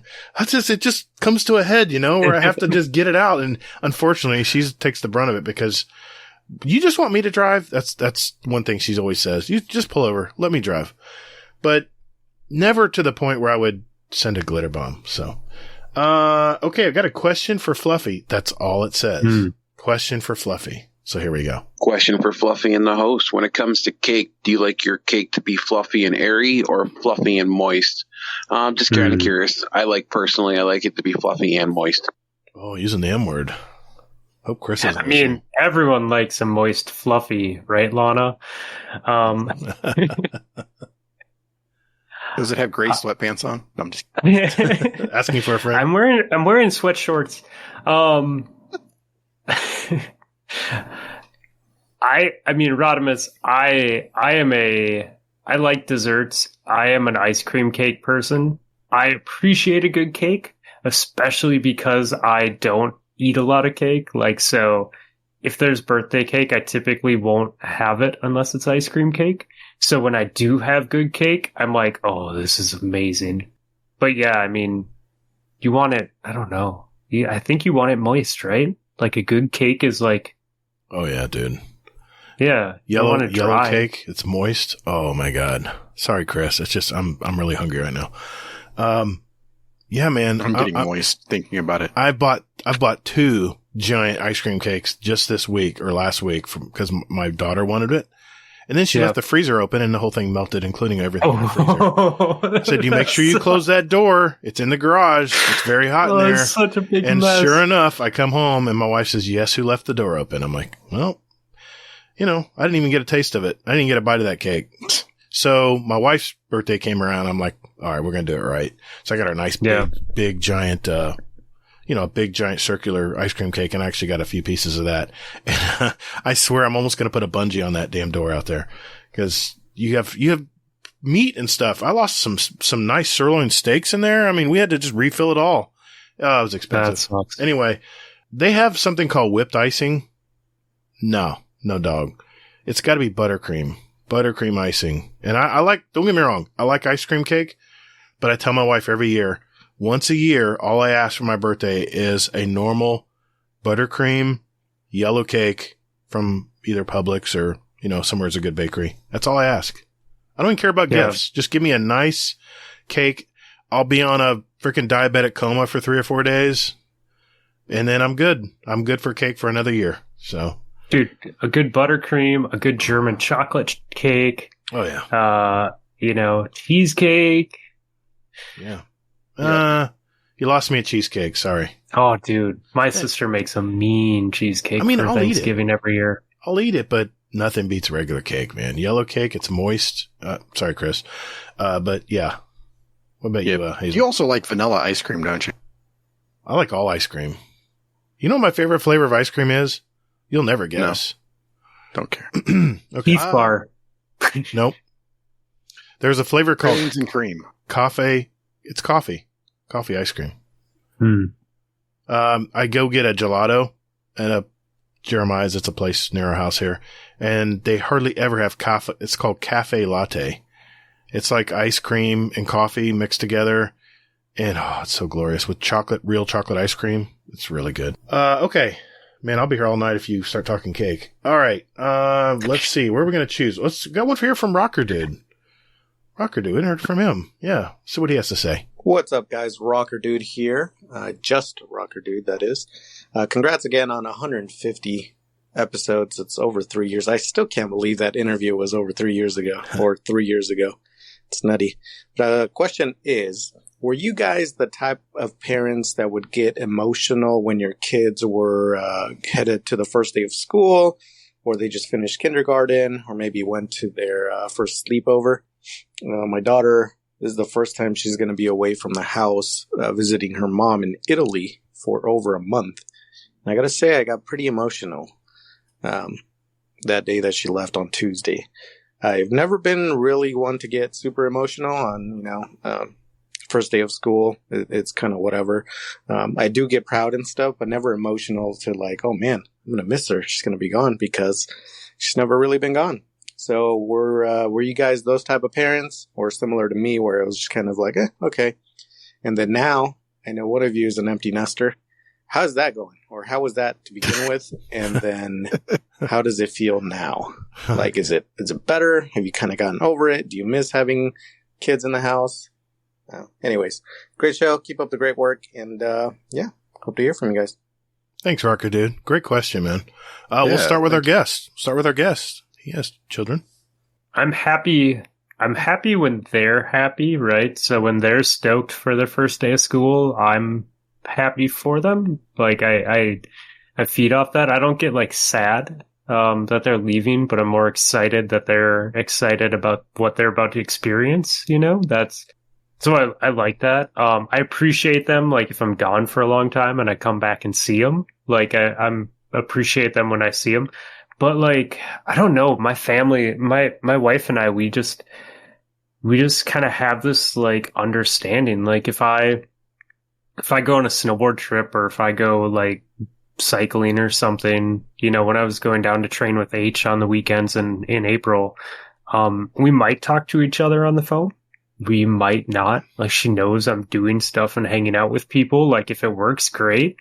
But we don't like get like super emotional when we're away from each other for that, because we know we see each other all the time, and we know we can video chat, talk on the phone, and we hope that everything works out and we'll be back together again soon, right? You never know. Never guaranteed tomorrow, but I don't know, man. Okay. Hazel? Yeah. I'm definitely like the emotional type. Mushy like dad. I'm like, yeah, exactly. Like she went to the first day of kindergarten. I mean, preschool was okay.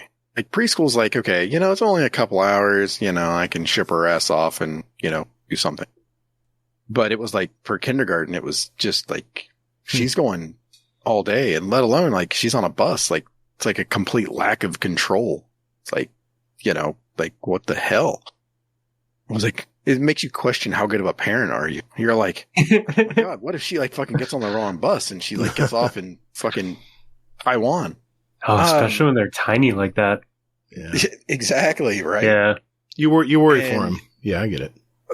Exactly. And I was just like freaking out because of just the loss of control. And I mean, I can't even imagine like Rocker Dude sending out his daughter, across a fucking ocean. Wow. I would be, smoking cigarettes and be like, you got to fucking FaceTime me on the plane, checking the plane, make sure it landed okay, everything. Oh, dude, I would be flying over there. I'd be like, I'd just hand deliver her and then go back. There right? you go. No, you don't want to do that. Trust me.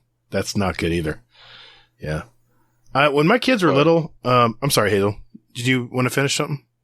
I was wondering, why don't you want to do that? Because I'll tell you, when my kids were younger, my wife was on it, man. She was a super mom. She was the one who got emotional when she sent them off for the first day. I was like, hey, have fun. Kick them in the ass. Let's go. Get out of here. I was always happy for them because I knew they were going to experience some great things. I had great experiences in school. Now, as they got older and into college, they, my son went first. He was my firstborn. I actually drove him to Minnesota, dropped him off at the campus, helped him move his furniture in the dorm. And I've never been really emotional over anything I've been proud, like Fluffy said, I've been proud of their accomplishments and stuff. Then my son, it came time. I had to go. It was time for me to leave. And oh my God, I lost it, dude. It's the first time ever my son actually lost it too. Cause my son is he's a very intelligent kid, but he's pretty resilient when it comes to emotions. I mean, but when I saw him start tearing up, I was done. I lost it. So that was the toughest time for me, dropping my firstborn off to school. My second one, my daughter, wasn't quite a big deal because she was in Florida. She can drive home on the weekends, no big deal. But my son went to Minnesota. It's a whole plane flight. If he's in trouble, I got to take an 8-hour flight to get there, So that broke me. When my firstborn, and my daughter was still living at home, but when my firstborn went to college, I'm not saying I had a nervous breakdown, but life was changing. It was a very, very fluid time for me. And my current roles as a dad were over. It was moving on to a different kind of role. And I went through some tough times there for the first year. It was really tough. I think that what you just said though is it changes it from because Hazel and I were saying someone's going away for a month, but they're coming back, right? Yeah. They're not literally going to be their own adult and maybe never stay in your house again. Right. This is a little, I don't know how old his daughter is, but I think she's younger, I believe. She's 2 years younger. Yeah. My son just turned 25 and my daughter not your daughter. Oh, Rocker's daughter. Oh, I'm sorry. Yeah. I don't know. Yeah, I think his daughter's younger. So, I mean, that's the reason. Yeah. I'm still waiting on his explanation for don't do it. I'm like, is it just because if you hand deliver him, blubbery mess? You'll be a blubbering mess, and you'll be on that. You'll be on that plane. Be a blubbery mess, putting him on a plane. It's just easier to just let him go and let him experience their new part of life, versus actually going and dropping him off. It's tough. If they're of college age, though, not if they're a child going to visit their parent. Okay. I think we're talking about two different things. You might have a point there. Yeah. When they're younger, it's a totally different story. It's a totally different element when they're not fully grown adults yet. But now he asked me about my empty nesting. It's funny. It's my daughter hates this when I said this on other podcasts, and I said it's glorious. The house is super quiet. I can game. I can turn the volume. I can jam, man. My wife's at school. I got the speakers blaring. I mean, I'm having a party in the house, and, you get used to that. And after that initial year, I was good. And everyone will be eventually. You'll be good when you're an empty nester. It'll be tough at first, but now my daughter has been living with us. She's been living in the living room on the sofa because her room is full of my wife's teaching stuff. She's moving schools right now, so it's a storage area. Her bedroom is not functional.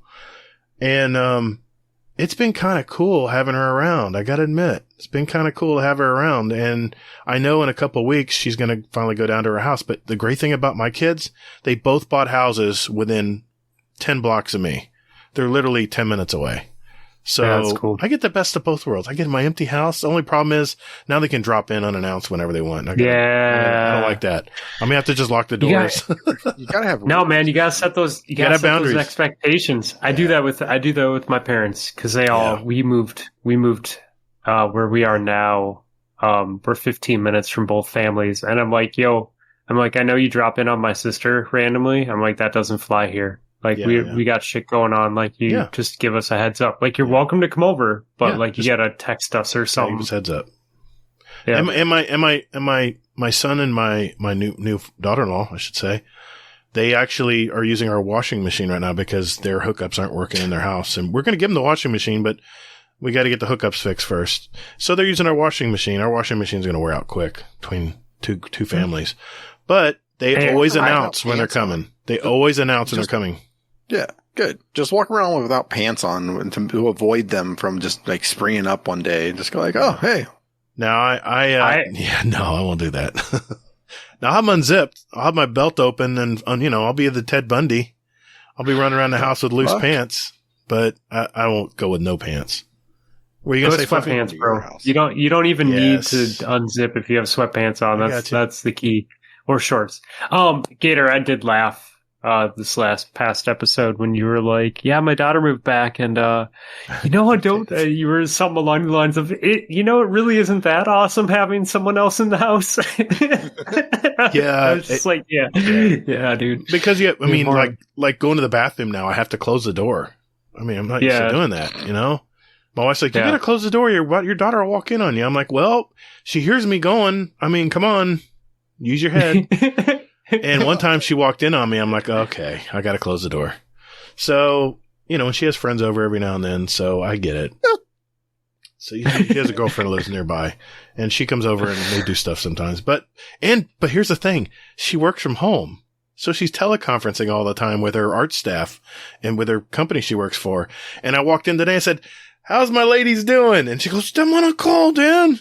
I'm on a call. You're lucky I muted it just in case. But I was coming home. I was dead tired. I saw them both in the kitchen on computers. I didn't think they were in a meeting. Anyway, excuses. It's been an adjustment. So it'll be back to loose to no pants once everyone's out. But it is nice, wearing some boxer briefs around the house. All right. That's TMI. All right. All right. Let's just peel the Band-Aid off, right? Shall we? We got one from Hades.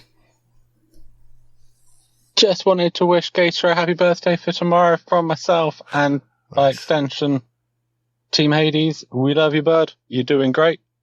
Also, Father's Day this weekend, so chuck in a happy Father's Day from everyone in the UK as the Discord dad. Love you. Thanks, man. That was nice. I thought that was a question for the show. I didn't listen to these, by the way. I just went ahead. Are you sure? I should have, but. Are you sure that was Hades? God. I don't know. Was it Hades? I don't know. Let's ask the expert. What do you think, Hazel? Does that sound like Hades? Yeah. I definitely think that was Hades.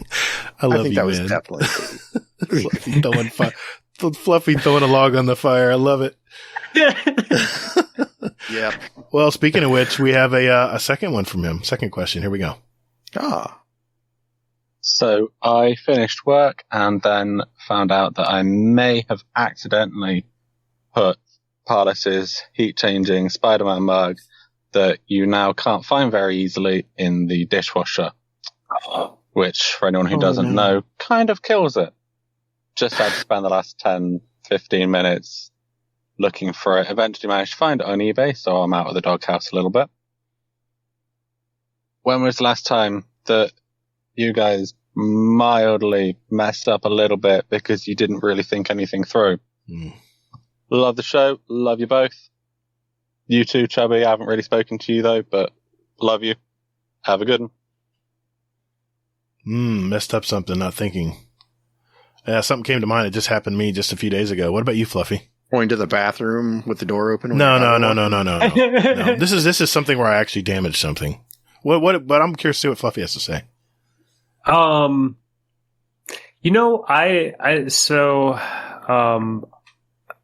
of my job is testing. We own our own system. It's homegrown. We don't have vendors. And a lot of our customers want custom code. So our stuff works with their stuff. And so part of my job is knowing the business, understanding how it should function. Someone codes it and I try and break it. Because I also support it in production and some of his projects. Well, I've been on doing a lot of projects lately, and I had to test something because I happened to help this customer like 5 years ago, and someone found my name, so it fell in my lap. And my boss's kind of approach to life is help them. So, stuff like that comes up. Now I have news. So, anyways, I'm doing this testing. I was multitasking. I was a little bit in a rush. There's other people testing with me. And I ran some jobs out of order. I did something and then I released something else because I was just going too fast and I messed up a couple days of their work. Yeah, that just That's a lot more complicated than my answer. Holy crap. Yeah, it just, Wow. you know, we're all friends. Like, Yeah. so it's even worse because you're just like, oh, You're playing like, Crucible. as soon as you hit that key, you're just like, oh God, no. I can see Fluffy. Almost have it. Almost have the title. Come on, I gotta win this one. Oh shit. Yeah. Yeah. I may or may not have been playing the new season. Yeah, that comes out. Oh God. Sweet. Yep. Hazel, Yep. what about you, man?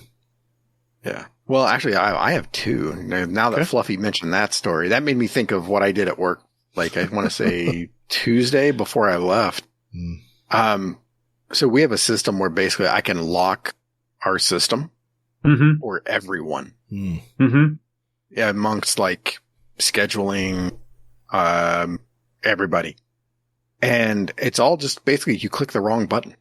Well, I was trying to get the hell out. So I went ahead and I accidentally, because they're right next to each other. I clicked the wrong button and here I am. It's like 5:31. I'm like, all right, getting the fuck out of here. Clicked the wrong button. I was like, oh, fuck.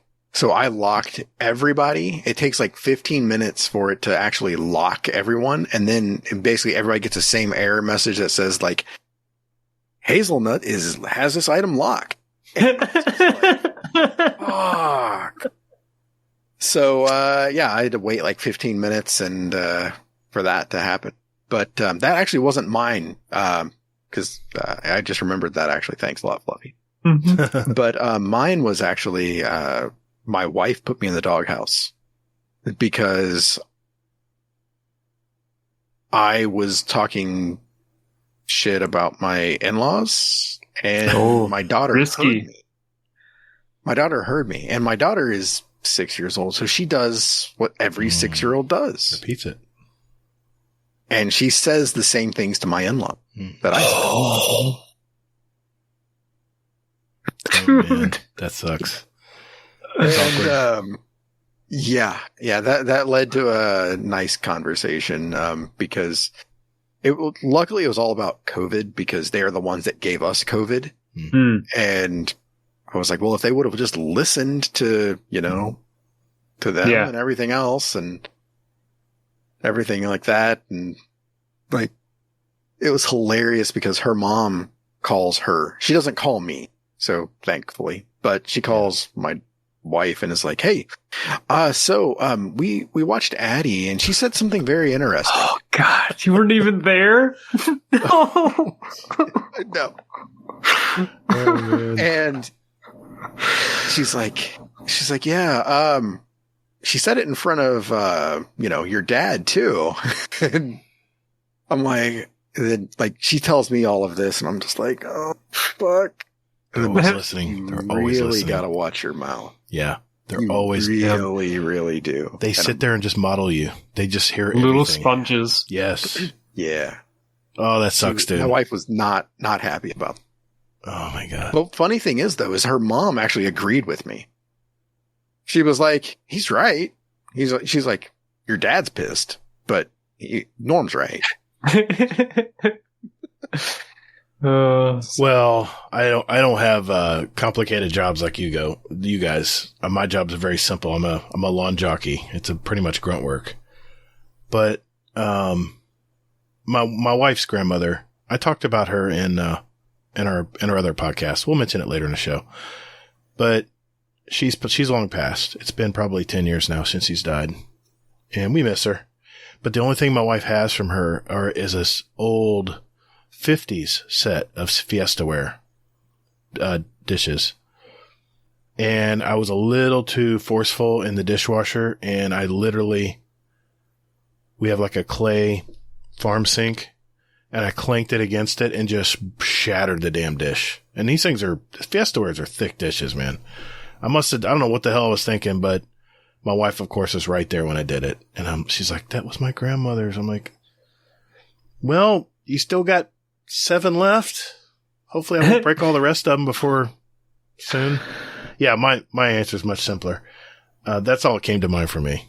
I'm pretty much I put my head down and get the work done. Shit, that didn't sound right. I have my jobs. I get to work. I get them done. I come home. I have another one here from Rodimus. Question for the show. What's your biggest pet peeve when driving with other vehicles around you? I have realized I have two of them. One is when people cannot go the speed limit or above. And two, don't understand how to use the left lever on your steering wheel to dictate where you're going to turn. Going up is to go right, down is to go left. It's not that complicated. Anyways, I'm wondering what your answer is. Well, Rodimus, you forgot about the cars where they get stuck and no one ever turns them back off. That's Florida. Fluffy, I'm sure we got stories here. People driving that. Yeah, a lot of old people in Florida. That was the point. Yeah. I enjoy driving. I think I don't like it when people block people from doing whatever they want to do on the road. Like that, just being, it's kind of like what Hazel was saying about people who throw junk out their window. Yeah. Like that attitude of like, I don't care, screw you. Like that gets to me the most because like, dude, if you want to drive the speed limit or 10 under and you do it in the right lane and you're not holding everyone up, like go for it. Or like, if I'm in the left lane, like in Minnesota, you're not getting a ticket unless you're going 10 over. So I go 7 or 8 over the speed limit pretty much constantly, right? Yeah, right. I don't need to speed like I did the race car thing. I can go to a track if I want to go crazy. I appreciate acceleration, but if I'm going 7 over and I'm very aware of like who's around me. So if someone's coming up behind me, like I know they're coming up behind me. I'm going to make it a priority to merge out of their way. Even if it means that I have to speed up a little, like I don't want to be the person that's holding everyone else up. As long as it's like safe and the right thing to do, I'm cool with that. Yeah. And so like, I think my problem is like when people know that you're behind them and they're purposely like passive aggressive driving. Yeah. Like, it's like, why? I say it all the time. Like, that's so like, that's it. Like just not being a good person like that bothers me. Yeah. Mm-hmm. Ohio's probably great, right? Hazel? No problems there. You're out of your mind. I mean, hell, man, half of our population goes down to Florida in the summer. Mm-hmm. Or the winter, I mean. We call those snowbirds. I killed gator. Yeah. For me, it's the turn signal thing. I always make a joke whenever, like just like tonight, there was a guy in a Cadillac Escalade, did not use a turn signal. I was like, damn, it's a shame that big ass thing does not have a turn signal that works. It's you got to buy it extra. Damn shame. Yeah, I guess. Came extra. I'm like, it it cost too much. He had to cut something. I don't need the turn signals. I know it's $75,000 for this vehicle, but I don't need the turn signals. I know it's $2. I don't need them. Yeah. Yeah. So, all right. My pet peeve, I get so many, but I'm going to keep it simple tonight since we got so many questions. There's a certain flow in traffic, and you can kind of, anybody who's driven for an amount of time knows there's a flow of traffic. There's a big group of vehicles. We're not going anywhere, and someone is setting the pace. It's like a pace car. You know, when you're on NASCAR, everyone just goes the speed, and they I can't stand it when there's a flow of traffic and speeding up, zipping around people, you're not going to get anywhere. You're just going to get stuck on the vehicles in front. But I see it all the time. People whizzing around. I've even had people that just aren't patient enough to even get past me, and they'll damn near cut me off just to get in the lane, only to slam their brakes on because there's fucking traffic in front of you. It's a traffic flow. You got to stick with the flow of traffic. And I've learned over the years, and don't get me wrong, I was a total craphead when I drove when I was younger. I thought everything was fast, but I just have learned, especially with fuel prices now, just you find that cruising speed, you just flow with the traffic. You're going to get to where you're going.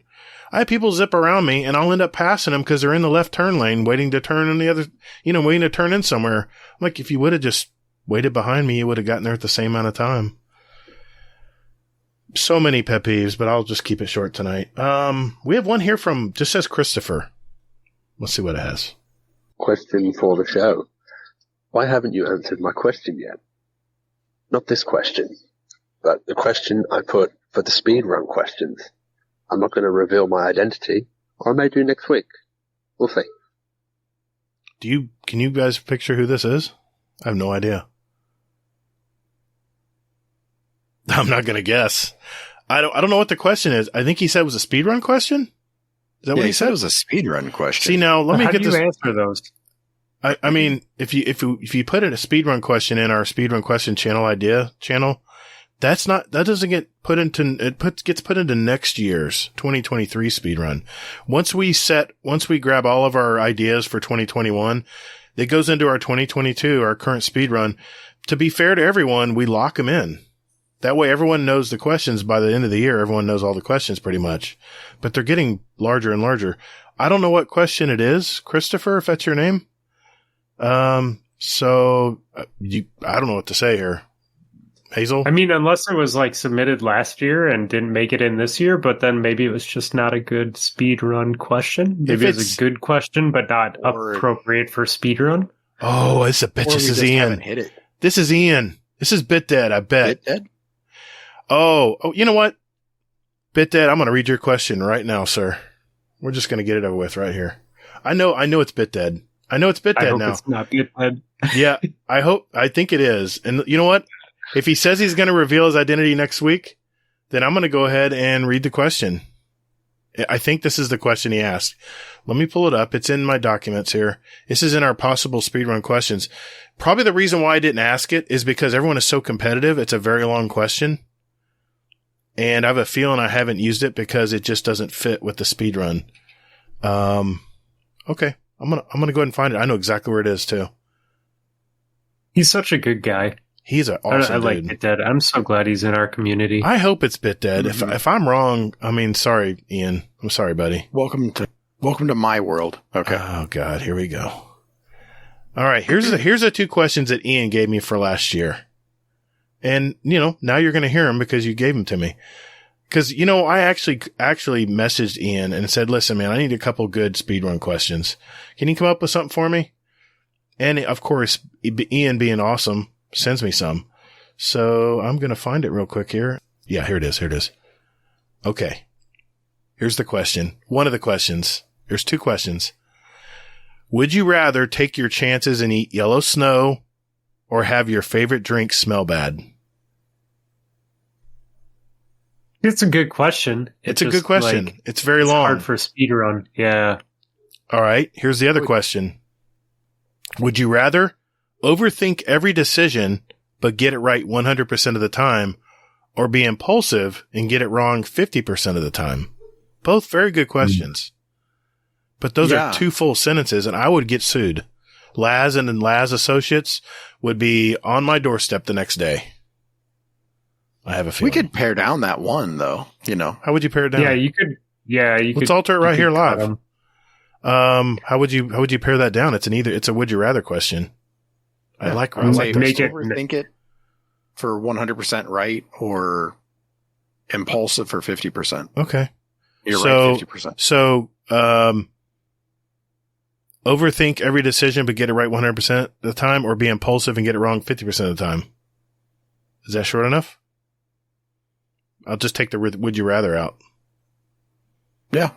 And then the other one would be, I would just say, take your chances and eat yellow snow, or have your favorite drink smell bad. I guess that would work. Those two questions would work. We'll give those to Kingsley's wife, Startian. Oh, shit. Shit, did I say that out loud? Oh, my God. I have a feeling those are your questions, and I think this is Ian.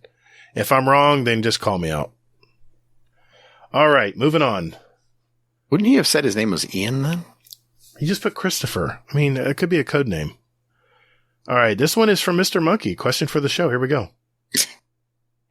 Hey guys, Mr. Monkey here. Just recording SpeedPipe to wish my friend Gator a very, very happy birthday, and also to ask, have you ever got a birthday present that you absolutely hated but had to pretend that you loved? Love you guys. Bye. Ooh. Oh, man. My wife doesn't listen to the show, right? Okay. Yeah, my sister-in-law doesn't listen to this either. I can say it. Oh, God. I got for my birthday one year Banana Republic boxer briefs, boxer shorts. They were really nice, quilted pattern and really nice. And I think I got like some kind of little doohickey. And I was like, what am I supposed to do with this? I just was, half my mind was just said, let me just go put it in my drawer and it'll just sit there forever. But the other half said, this is Banana Republic, man. These couldn't have been cheap. So I'll just go back to Banana Republic, right? Tell them I got this as a gift and I'll go get a shirt instead or something. I brought it back to her Banana Republic and the lady kind of giggled and said, do you want your $10? I'm like, what? $10? And, that was pretty bad. So that's amazing. $10 boxers for my birthday. Happy birthday. Yeah, I guess, you can characterize that as, and as I've gotten older, I don't even care about the gifts. It's just another day. Ask Will Arnett. Anyway, okay, we have one more. It doesn't say anything, so I'm just going to play it. Well, someone have made aware to me that it's your birthday on Friday, so happy birthday to you. Happy birthday to you. Happy birthday, dear Daddy. Gator. Happy birthday to you. Are you 1? Are you 2? Are you 3? Are you 4? Are you 5? Are you 6? Are you 7? Are you 8? Are you 9? Are you 10? I can't go any longer. I'll be here forever. Rodimus, I love you, man. You're awesome, man. Thanks for that. Yeah, I haven't had anybody sing happy birthday to me. That's pretty cool. I haven't had that done in a while. Yeah, thanks, man. Thanks. It's like I said, it's just another day for me. Birthdays don't mean the same when you get older. I don't know. All I know is I look at my weight a year ago. When I wrote it on the board, it says I'm going to be this weight by my next birthday, and it's about the same weight. It's disheartening. But I tell you what, though, man.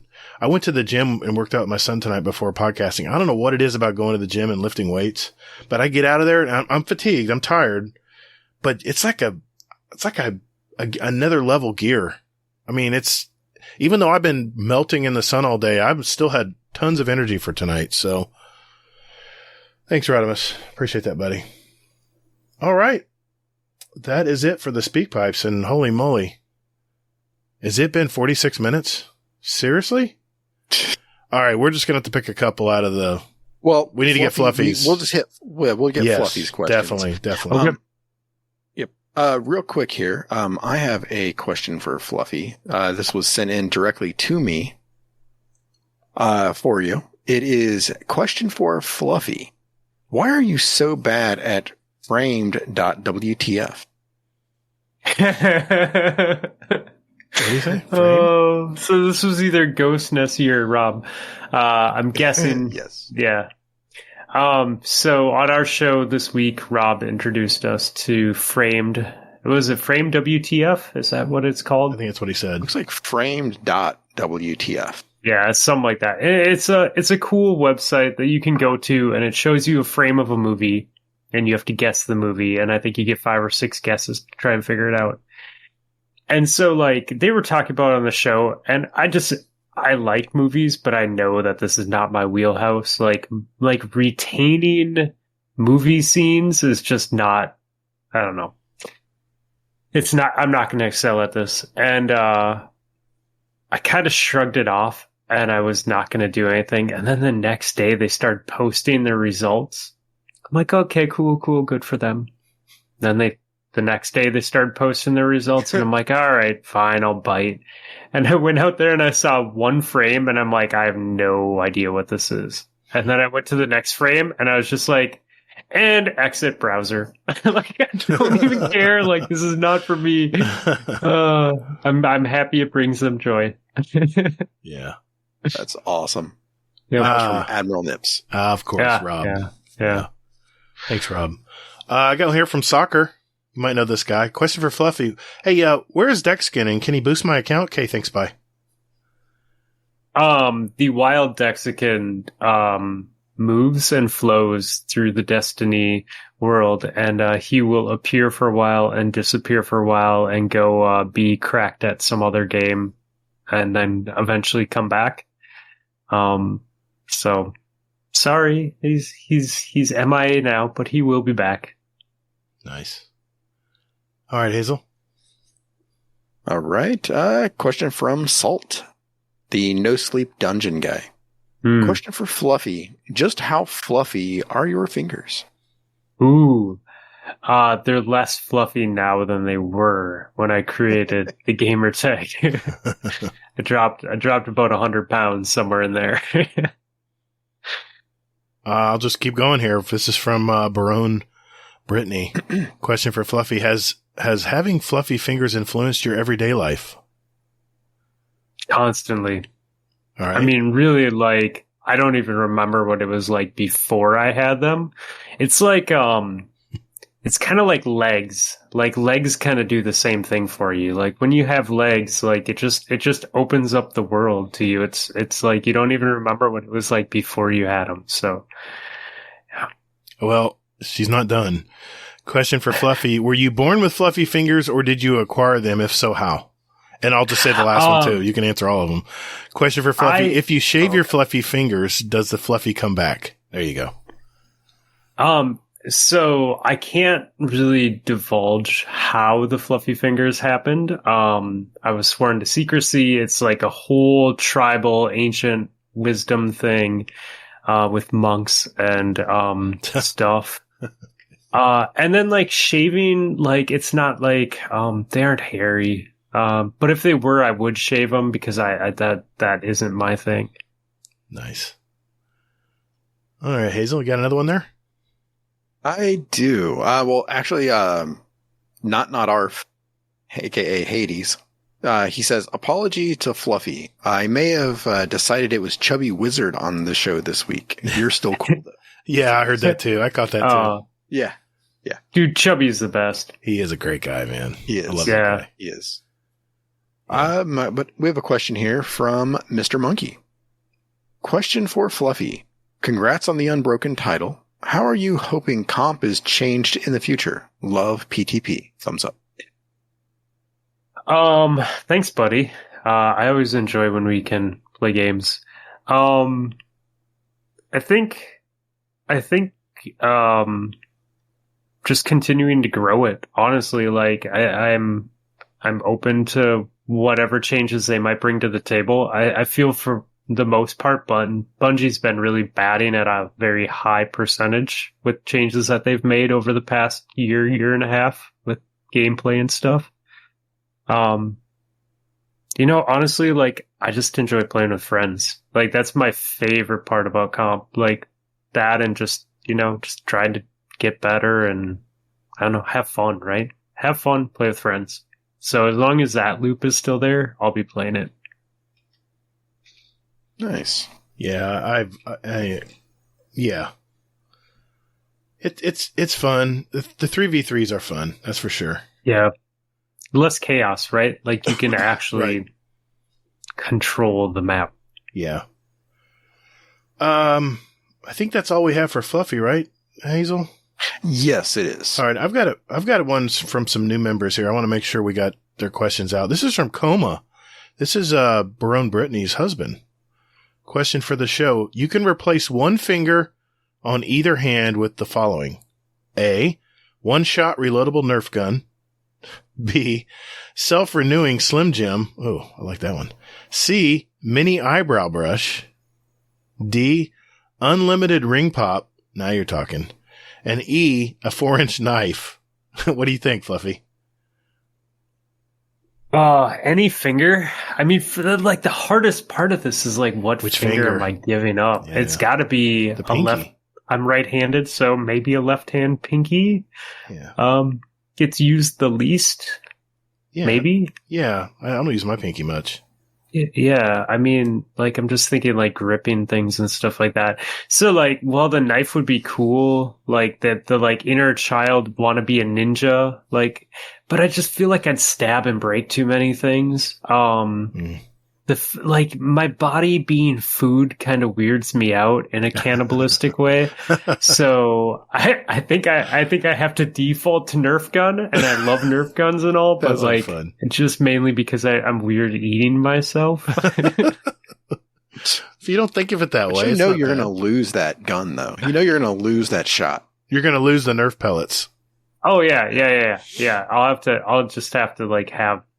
Yeah, you'll just have a gun most of the time without a Nerf thing in it. Put a string on it, then you'll be like a pop gun. Bing, oh my god! But then it won't fly as well. I know it won't. It won't. Definitely won't. I'll just have to like just sell my body to OnlyFans to fund my Nerf gun. There we go. There we go. Finger gun. All set, man. Hazel, what are you replacing, man? Would you still have a finger then, or would you put that somewhere else? No. You just have an empty gun. Dude, I would make a whole genre. Like it would be great. This is good. I'm going to be rich. Oh my god. Oh my god. I mean, I've heard of like ping pong balls being. Anyway, so I don't know. I think I go with the ring pop. Yeah, I went there too. I'm a candy freak, man. What flavor? Cherry. Red. Yeah. Cherry. Okay, so it's hard. You guys know, like, you were trying to get favorites out of me, and it's hard to, like, have a favorite, right? Mm-hmm. For me, like, I'm like, I like all the things. Right. What are your top 3 candies off the top of your head? That's a great question. That's a tough question. All right, I'll start. You can think. Okay. Gummy worms. Okay.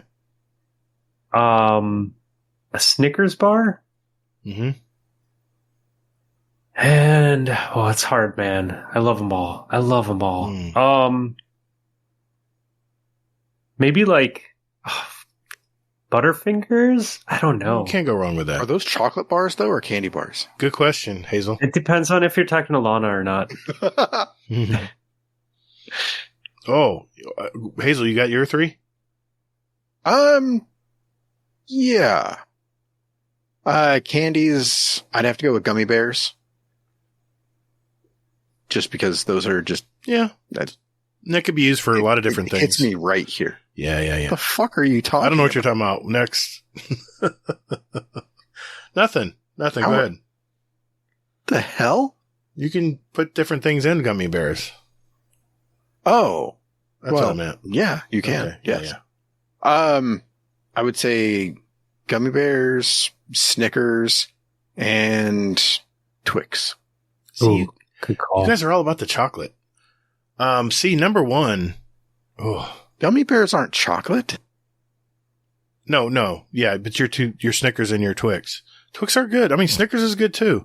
But no, man, I'd have to go Red Vines, Goat's Eyes, or Goat's Eyes. I don't know. I never remember how they say it. It's basically the caramels basically the caramels with cream in the middle. Do you know what I'm talking about, Fluffy? Goat's Eyes, Goat's Eyes. Goat's Eyes, maybe. I don't know. I'll Google it. Yeah, you'll see what I mean. I'm sure you've eaten them before. And my third candy. Man, there's so many good pieces. Oh, those are like the things like Goat's Eyes. Yeah, those are the things that like old people give you. Whatever, dude. I grew up on those. Don't you dare knock my candy. You're going to say Werther's Originals too? I was going to say that, but I decided not to. I like Werther's, man. How about peppermint? I've had those too. They're good. No. I'm going to have to. Oh, these are the old people candy. No. Jesus. Enough. Don't mess with my candy. My third would just be a plain M&Ms. You can't beat plain M&Ms, man. They don't melt in your hand.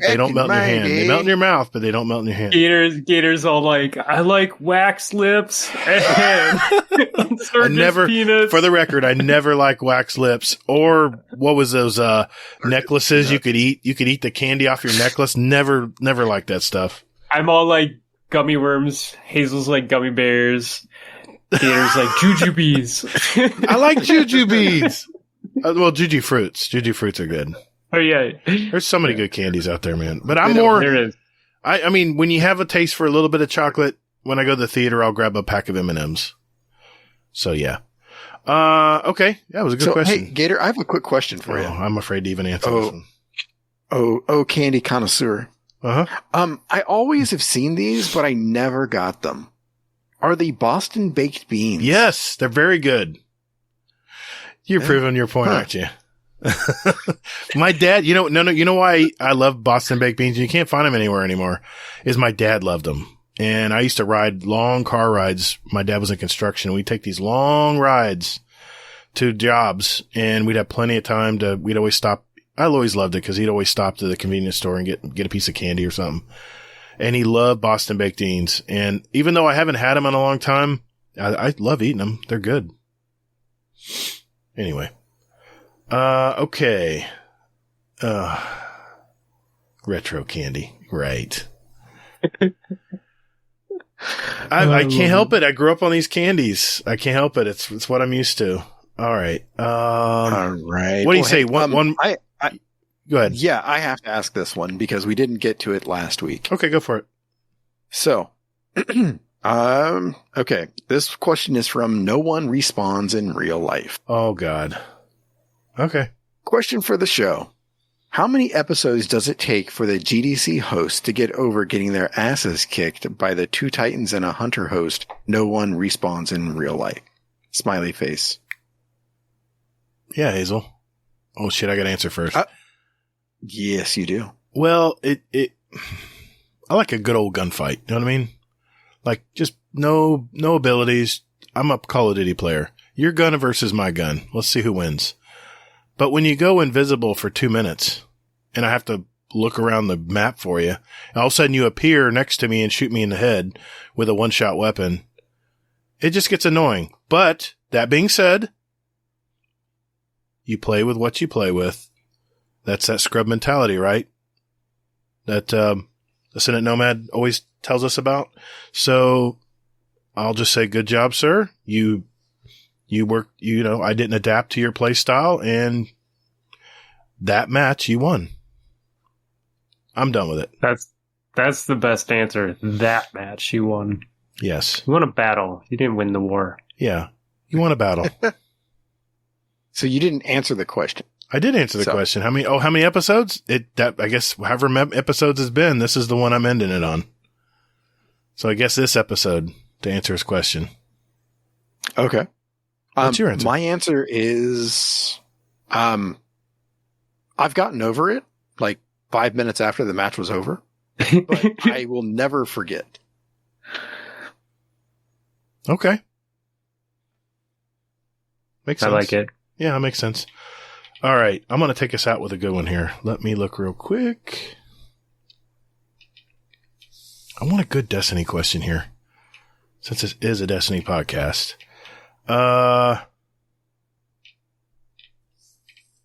You see one there, Fluffy, you want to ask? No, you know why? You don't have it open? Because I'm literally just staring at your faces and not doing anything else right now. I got you. Okay, here we go. Scarlet KM has one. Go for it. You take us out. Destiny one? Yeah, go ahead. You take us out. Okay. Question for the show. Is it pinned? Just so I need to look for it. No. Okay, go for it. Since you guys have been playing Destiny since day one, have you ever had to just step away and take a little hiatus from the game? If so, how long did that last? Fluffy? Absolutely.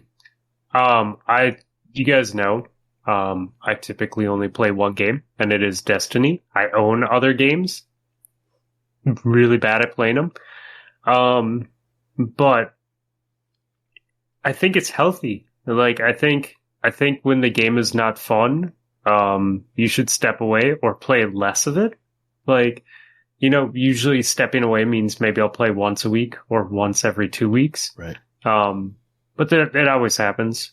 In Minnesota, it's really easy because after a long winter, you want to be outside. And so it's easier to like hang out with my neighbors and have a beer on their porch or like go do stuff outside or get out of town. So I play a lot less, like typically in the spring and then in the summer, because we travel a lot on the weekends. But then I'll start playing more in the fall and the winter. So, yeah, I find that's what most people up north do. They enjoy their outdoors when they can. Down here, it's the opposite. Florida, we're inside gaming in the summer because it's no way in hell we're going outside. It's totally flip-flopped. And in the winter, we go outside more. Yeah. I go outside in the winter too. I'm unfortunately in the same boat as you. I've seen a lot of title screens in my day. Very beautiful title screens. But I've yet to play mini games for very long. And I've taken breaks. Like I took when we go on vacation, I do not play anything. I'm not allowed to even bring any electronic games with me when we go on vacation. My wife is adamant about it's family time, it's me and you time, no games. And you know what? She deals with a lot of my crap throughout the year. And yeah, I get she has her stuff she deals with too, but I owe her that. So when we go on vacations, we haven't been on a vacation in several years because of the pandemic. Thanks, COVID. But we're going to wait. She's moving into a new school this year, so we're skipping this year as well. This will be our third year without a vacation. So we're getting a little restless, but we make it up by doing little mini jaunts, little small trips over the weekend. So, yep. Hazel, what about you? I have no idea where you were going with all that. I didn't know either. Yeah. I don't know. I felt like I fell into a hole. So yeah, I definitely have taken some breaks too. I took pretty much most of Season of the Dawn off. I came back for like the last 2 weeks of it just so I could do the story campaign and save Saint 14. Right. Yeah, I missed a whole bunch of stuff. And then I think I took off again in Season of the Worthy. So that's the next season after that. And then, Season of Arrivals, I took off a big portion of that just because it was forever. But, since then, yeah, I've been all in. And, I think this season I'm kind of taking a break where I'm just mainly doing the story and doing some clan stuff. And then aside from that, I'm, watching TV or, maybe playing something else. Yeah, I've noticed that I haven't been quite as crazy, especially once you hit 100 rank, because that's the race for me. Yeah, I've been taking a lot more time watching TV and taking nights off.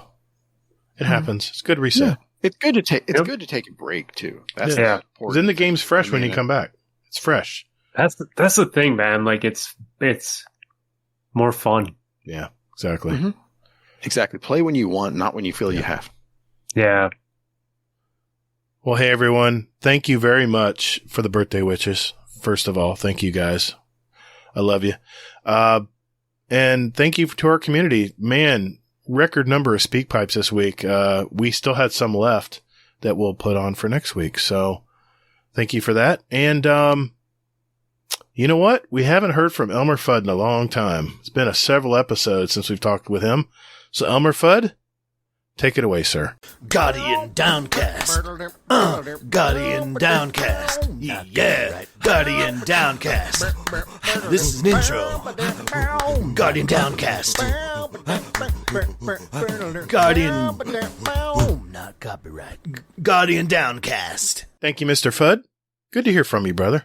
This is the final segment of our show. This is where we pick songs for our award-winning Guardian Downcast show playlist. Just a little sample of what the two of us and Fluffy here like to listen to, and we invite you to listen to it as well. Just search for Guardian Downcast show playlist on Spotify, and we now have the link for iTunes users out there. I post the links in our show notes, right there below where you're listening to whatever app you're listening on right now. We now have 1,019 songs representing all of us and our past guests. The songs we've picked since our show back in July of 2019. So, a little musical history of our show. And we'll start with, of course, Mr. FluffyFingersMD. What did you pick for this week? Wait, so did I understand this correctly that you guys are changing up your song adding process to your playlist? Hazel, you want to comment on that? Yeah, we are. We're going to drop down to one song each. But when it's just Gator and I on the episode, we're going to skip it that week. Yeah. We want to hear from our guests. that this directly impacts my podcast and how often we can crack jokes at your podcast. I know. It's already long. So I don't know. It's All right. That's what she said. We're just, yeah, exactly. It's just, it's from the dad's tales. We just kind of carry that tradition forward. I know you guys have had it a lot longer than us. So, I mean, you have two, 3 days. 3. Yeah. Every playlists? time it hits 24 hours, we start a new one. That's amazing. Yeah, that's crazy. Yeah. So I don't know. I love music, man. That's cool. It's a time warp for me. That's why I love talking about it. So, I'm curious. What did you pick this week, man? Yeah. So, my first pick, I was very happy to hear Hazel had already put on the podcast, playlist. So that's great because I love that song, Hazel. Bravo. So let's see. So first of all, we're going to do, Pigs by A$AP Rock. And this is a Blockhead remix. Blockhead is if you're not someone who's into hip hop, Blockhead is a very well known producer who's been around for decades. And if you don't know A$AP Rock, you can be introduced to A$AP Rock. We did an episode on one of his latest albums, and it's amazing. A$AP Rock is a genius. He uses more unique words in his songs than anyone else out there. He is absolutely next level. If you actually listen to what he's saying, he'll blow your mind. His metaphors are crazy. And he makes really good music. So I very much enjoy the song, and the remix is way better than the original, and the original was good. Nice. So that dropped this year. And then the second song I'm going with is a pre-release for an album that's coming this year. This is the song No Gold Teeth. It is by Danger Mouse and Black Thought. Black Thought, also known as Tyreek from The Jimmy Fallon Show, also known as Tyreek or Black Thought from The Roots. Black Thought is probably one of the best MCs to ever live. He's one of those people that says very, very profound things. He has an impeccable flow. Like, his voice and his cadence is next to none. And it just all works really well. So he's a very talented musician. So, hopefully you'll like those two songs. This Danger Mouse, Black Thought album that's coming later this year is going to be insane. It has, Raekwon on it from Wu-Tang Clan. Mm-hmm. It has a song by Run the Jewels.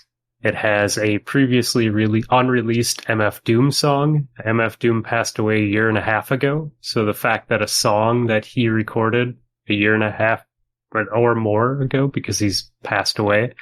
And then Danger Mouse is obviously a very talented musician. So I'm excited for it. So hopefully this song is a good taste of what's to come. Yeah, your picks are always outstanding, dude. I can definitely tell you put a lot of thought into it. Nice. Hazel, what did you pick this week, man? Okay, so I channeled my inner dad tales for one of these picks. So my first pick, though, is the song Comedy from Jen Hoshino. This is from Spy X Family, the TV show that I've been watching, and it's the closing song on there. And every time it comes on, I always just kind of laugh and go like, all right, watch the credits. It's just fun. The second song that I picked is one that Spotify just threw into my mix. They were just like, here, we think you'll like this. And I'll be damned. They were right. So, yeah. So I have She Didn't Know by the Tragically Hip. So I've actually gone down a rabbit hole listening to the Tragically Hip. All right, Stu Gatto. I think it's JC Jesse. No, I think it was Justin. No, yeah. Stu gave us two. Really? Tragically Hip songs when he was on our show. I remember as I added them. Yeah.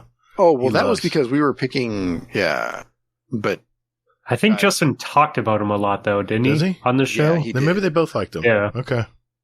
Nice. Yeah, for sure. Man, you got to hear about the story of this band. This band is they're from Vancouver, British Columbia, Canadians.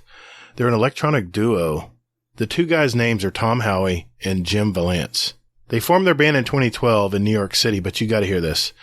These two guys went to middle and high school together, but were merely acquaintances. They've met, but they really never were friends. And, one moved to New York City where he became an engineering, a music engineer for a lot of big artists in New York City. The other went to, Berklee College of Music in Boston. And he actually sang there and went to school there and learned his craft, I guess, built his craft. Had some bands too.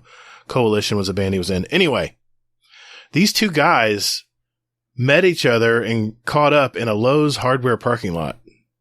And from then it was history. The guys moved in together. They rented a flat together. They started working on different music sounds and stuff. Howie's background is from rock music and Valance's is in trance music. And together they are the group Bob Moses. And then their new single, which just came out, is called Love Brand New. You got to check these guys out. Really cool. My second song, I had to share an old 80s group this time around, feeling nostalgic. This pop duo, they formed in 81 in London. I was fascinated with this group for all my teen years. I damn near wore out the cassette tape, in fact. And it's where I appreciated the synthesized music today. It kind of rubbed off on me.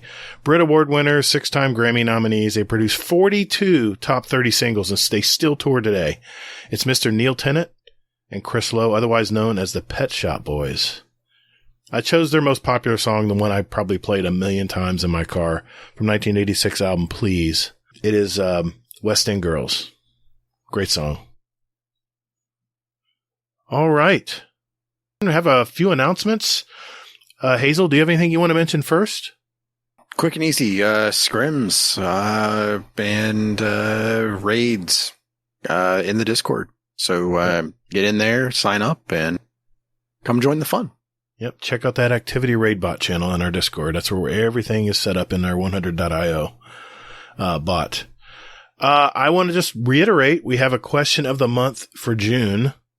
And our question is, what character do you play? Do you play a Titan? Do you play a Hunter? Do you play a Warlock? And why? What subclasses do you like using? What's the badass thing about it that makes you main that character? I know some of us play all of them, but what is it about that character that you really love? And we're curious to hear what you have guys to say.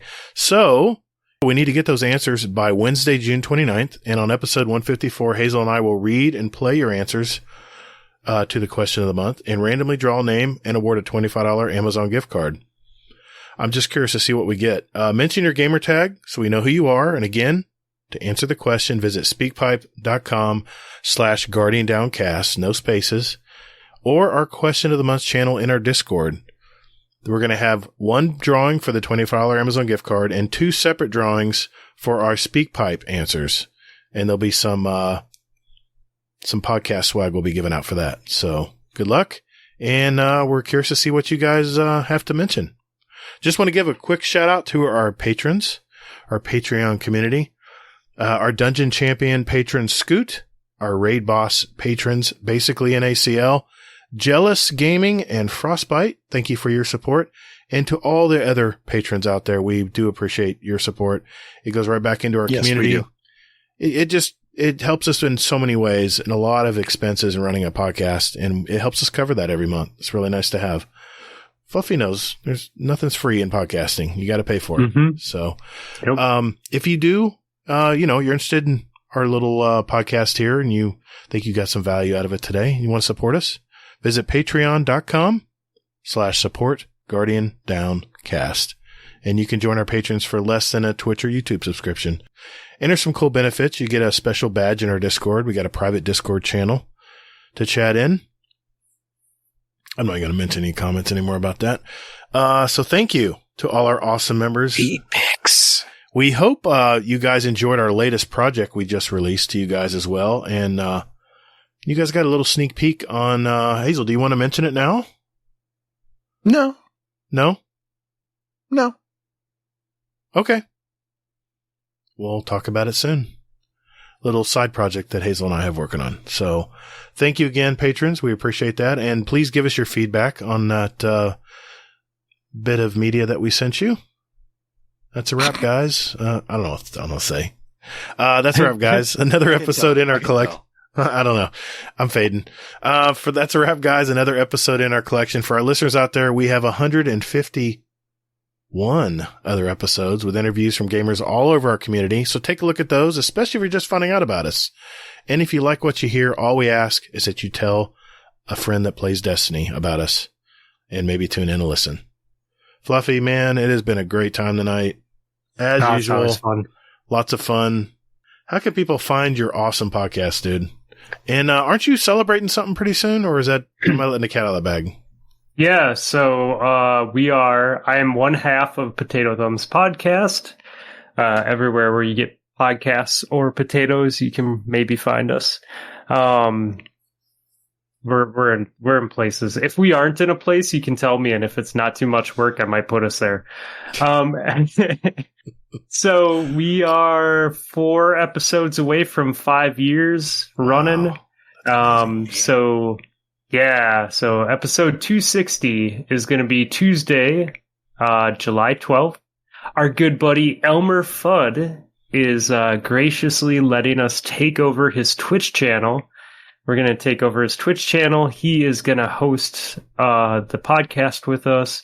We're going to have a bunch of friends on, including these 2 fellows from Guardian Downcast to close it out. Yeah, nice. Yeah. Nice. Thank you, man. So it'll be a good time. We don't normally stream it live on Twitch, but I'm looking forward to doing it. It'll be a good time. But yeah, we're pretty laid back. We just like to have fun. We have our friends on. We typically talk about Destiny, but sometimes things go off the rails. We don't really have a format, so it just kind of flows. But yeah, check us out. We have a Discord. We play all sorts of stuff too. We play with these guys. We're part of the Owl Sector Alliance. Yes. We're all one big family. So by all means, all are welcome as long as you are nice people. Exactly. Yeah, be cool. Yep. Yep. Thanks, man. You guys, my God, 5 years. Wow. That's you guys seem like it's been 5 years. I know, man. You guys are the ones that inspired us. I mean, to do what we do. You guys are the OG. Mm-hmm. You guys are the people we look up to. I remember DMing you a long time ago on Fluffy. How do I edit this stuff, man? This is driving me nuts. I can't get rid of this noise. How do I get rid of this noise? And you're like, just chill, man. This is what I do. Try this and see how it works. And you're always really cool, man. I appreciate that. So yeah, now you're a pro. That's stretching it, but I enjoy what I do. It's like a little game. We can't go. Oh, absolutely cannot go without a Scumdeath corner. Uncle Scumdeath, what is going on in the UK today, brother? Hello. Welcome to Scumdeath's Corner. I've just got home from band practice. It's Thursday night. Tomorrow night, Friday, is Warcraft's 10th anniversary gig. So it's our 10th anniversary. But because of COVID, it's actually our 11th anniversary. But we're just going to say it's our 10th anniversary. So, we've had practice tonight. We fucking smashed it out of the park. So this is going to be one hell of a gig. So if anyone takes any video footage or any photographs or something of the gig, I shall send them over in Discord. But, we smashed the set out. It was amazing. We're doing an hour and 20-minute set. Even Iron Maiden don't do that. So that's about the length of a 1980s action movie. So, we're going to have it. So I'll tell you what, I'll let you know what it's like, and I shall see you later, and love you all. So get ready for the Warcraft's 11th anniversary. Love you all. Goodbye. Nah, man, it's great. That's awesome. Got the beard to prove it, man. It's just fantastic. Yeah, if you haven't heard Warcrab, we actually have one of their songs on our playlist. And yes, we do. He is, let's just say his band is hard. They are heavy metal, and it's pretty badass. badass. To clarify that. Yeah, it's pretty badass. So, I'm old. I'm sorry. I gotta explain it. Remember, everybody, continue to be safe out there. And more importantly, hey, take care of one another. The path to victory is long, but there's always hope. Fight! Thank you all so very much for listening. And later, Guardian. Get toddled. Potato! Perfect. That's staying in. That's staying in.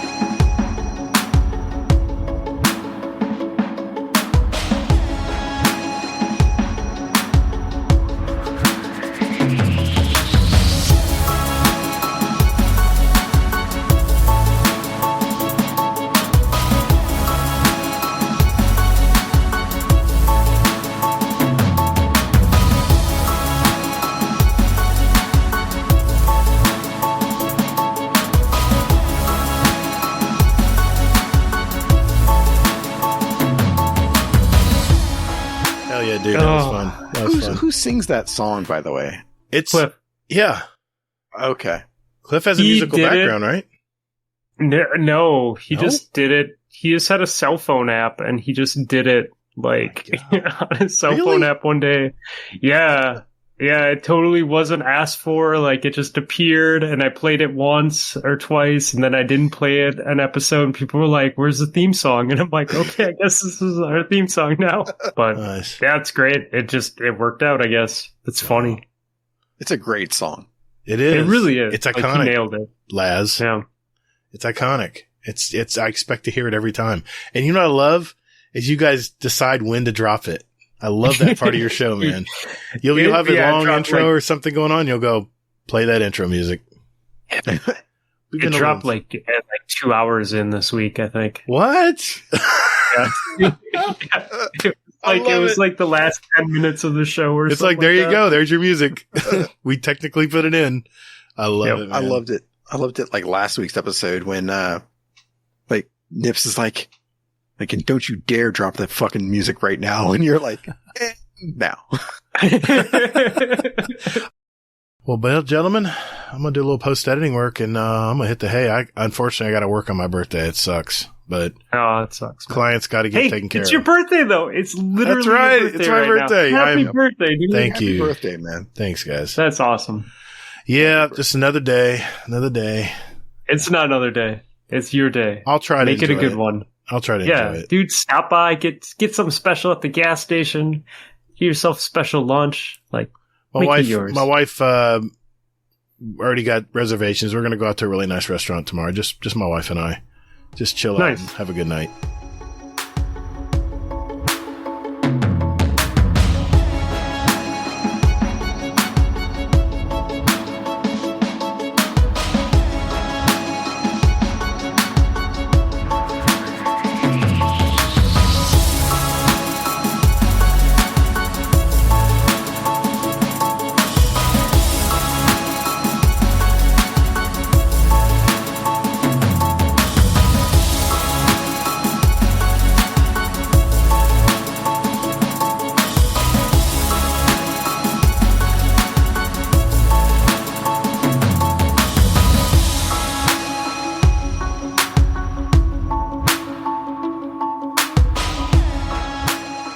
Chili's, baby back ribs, barbecue sauce.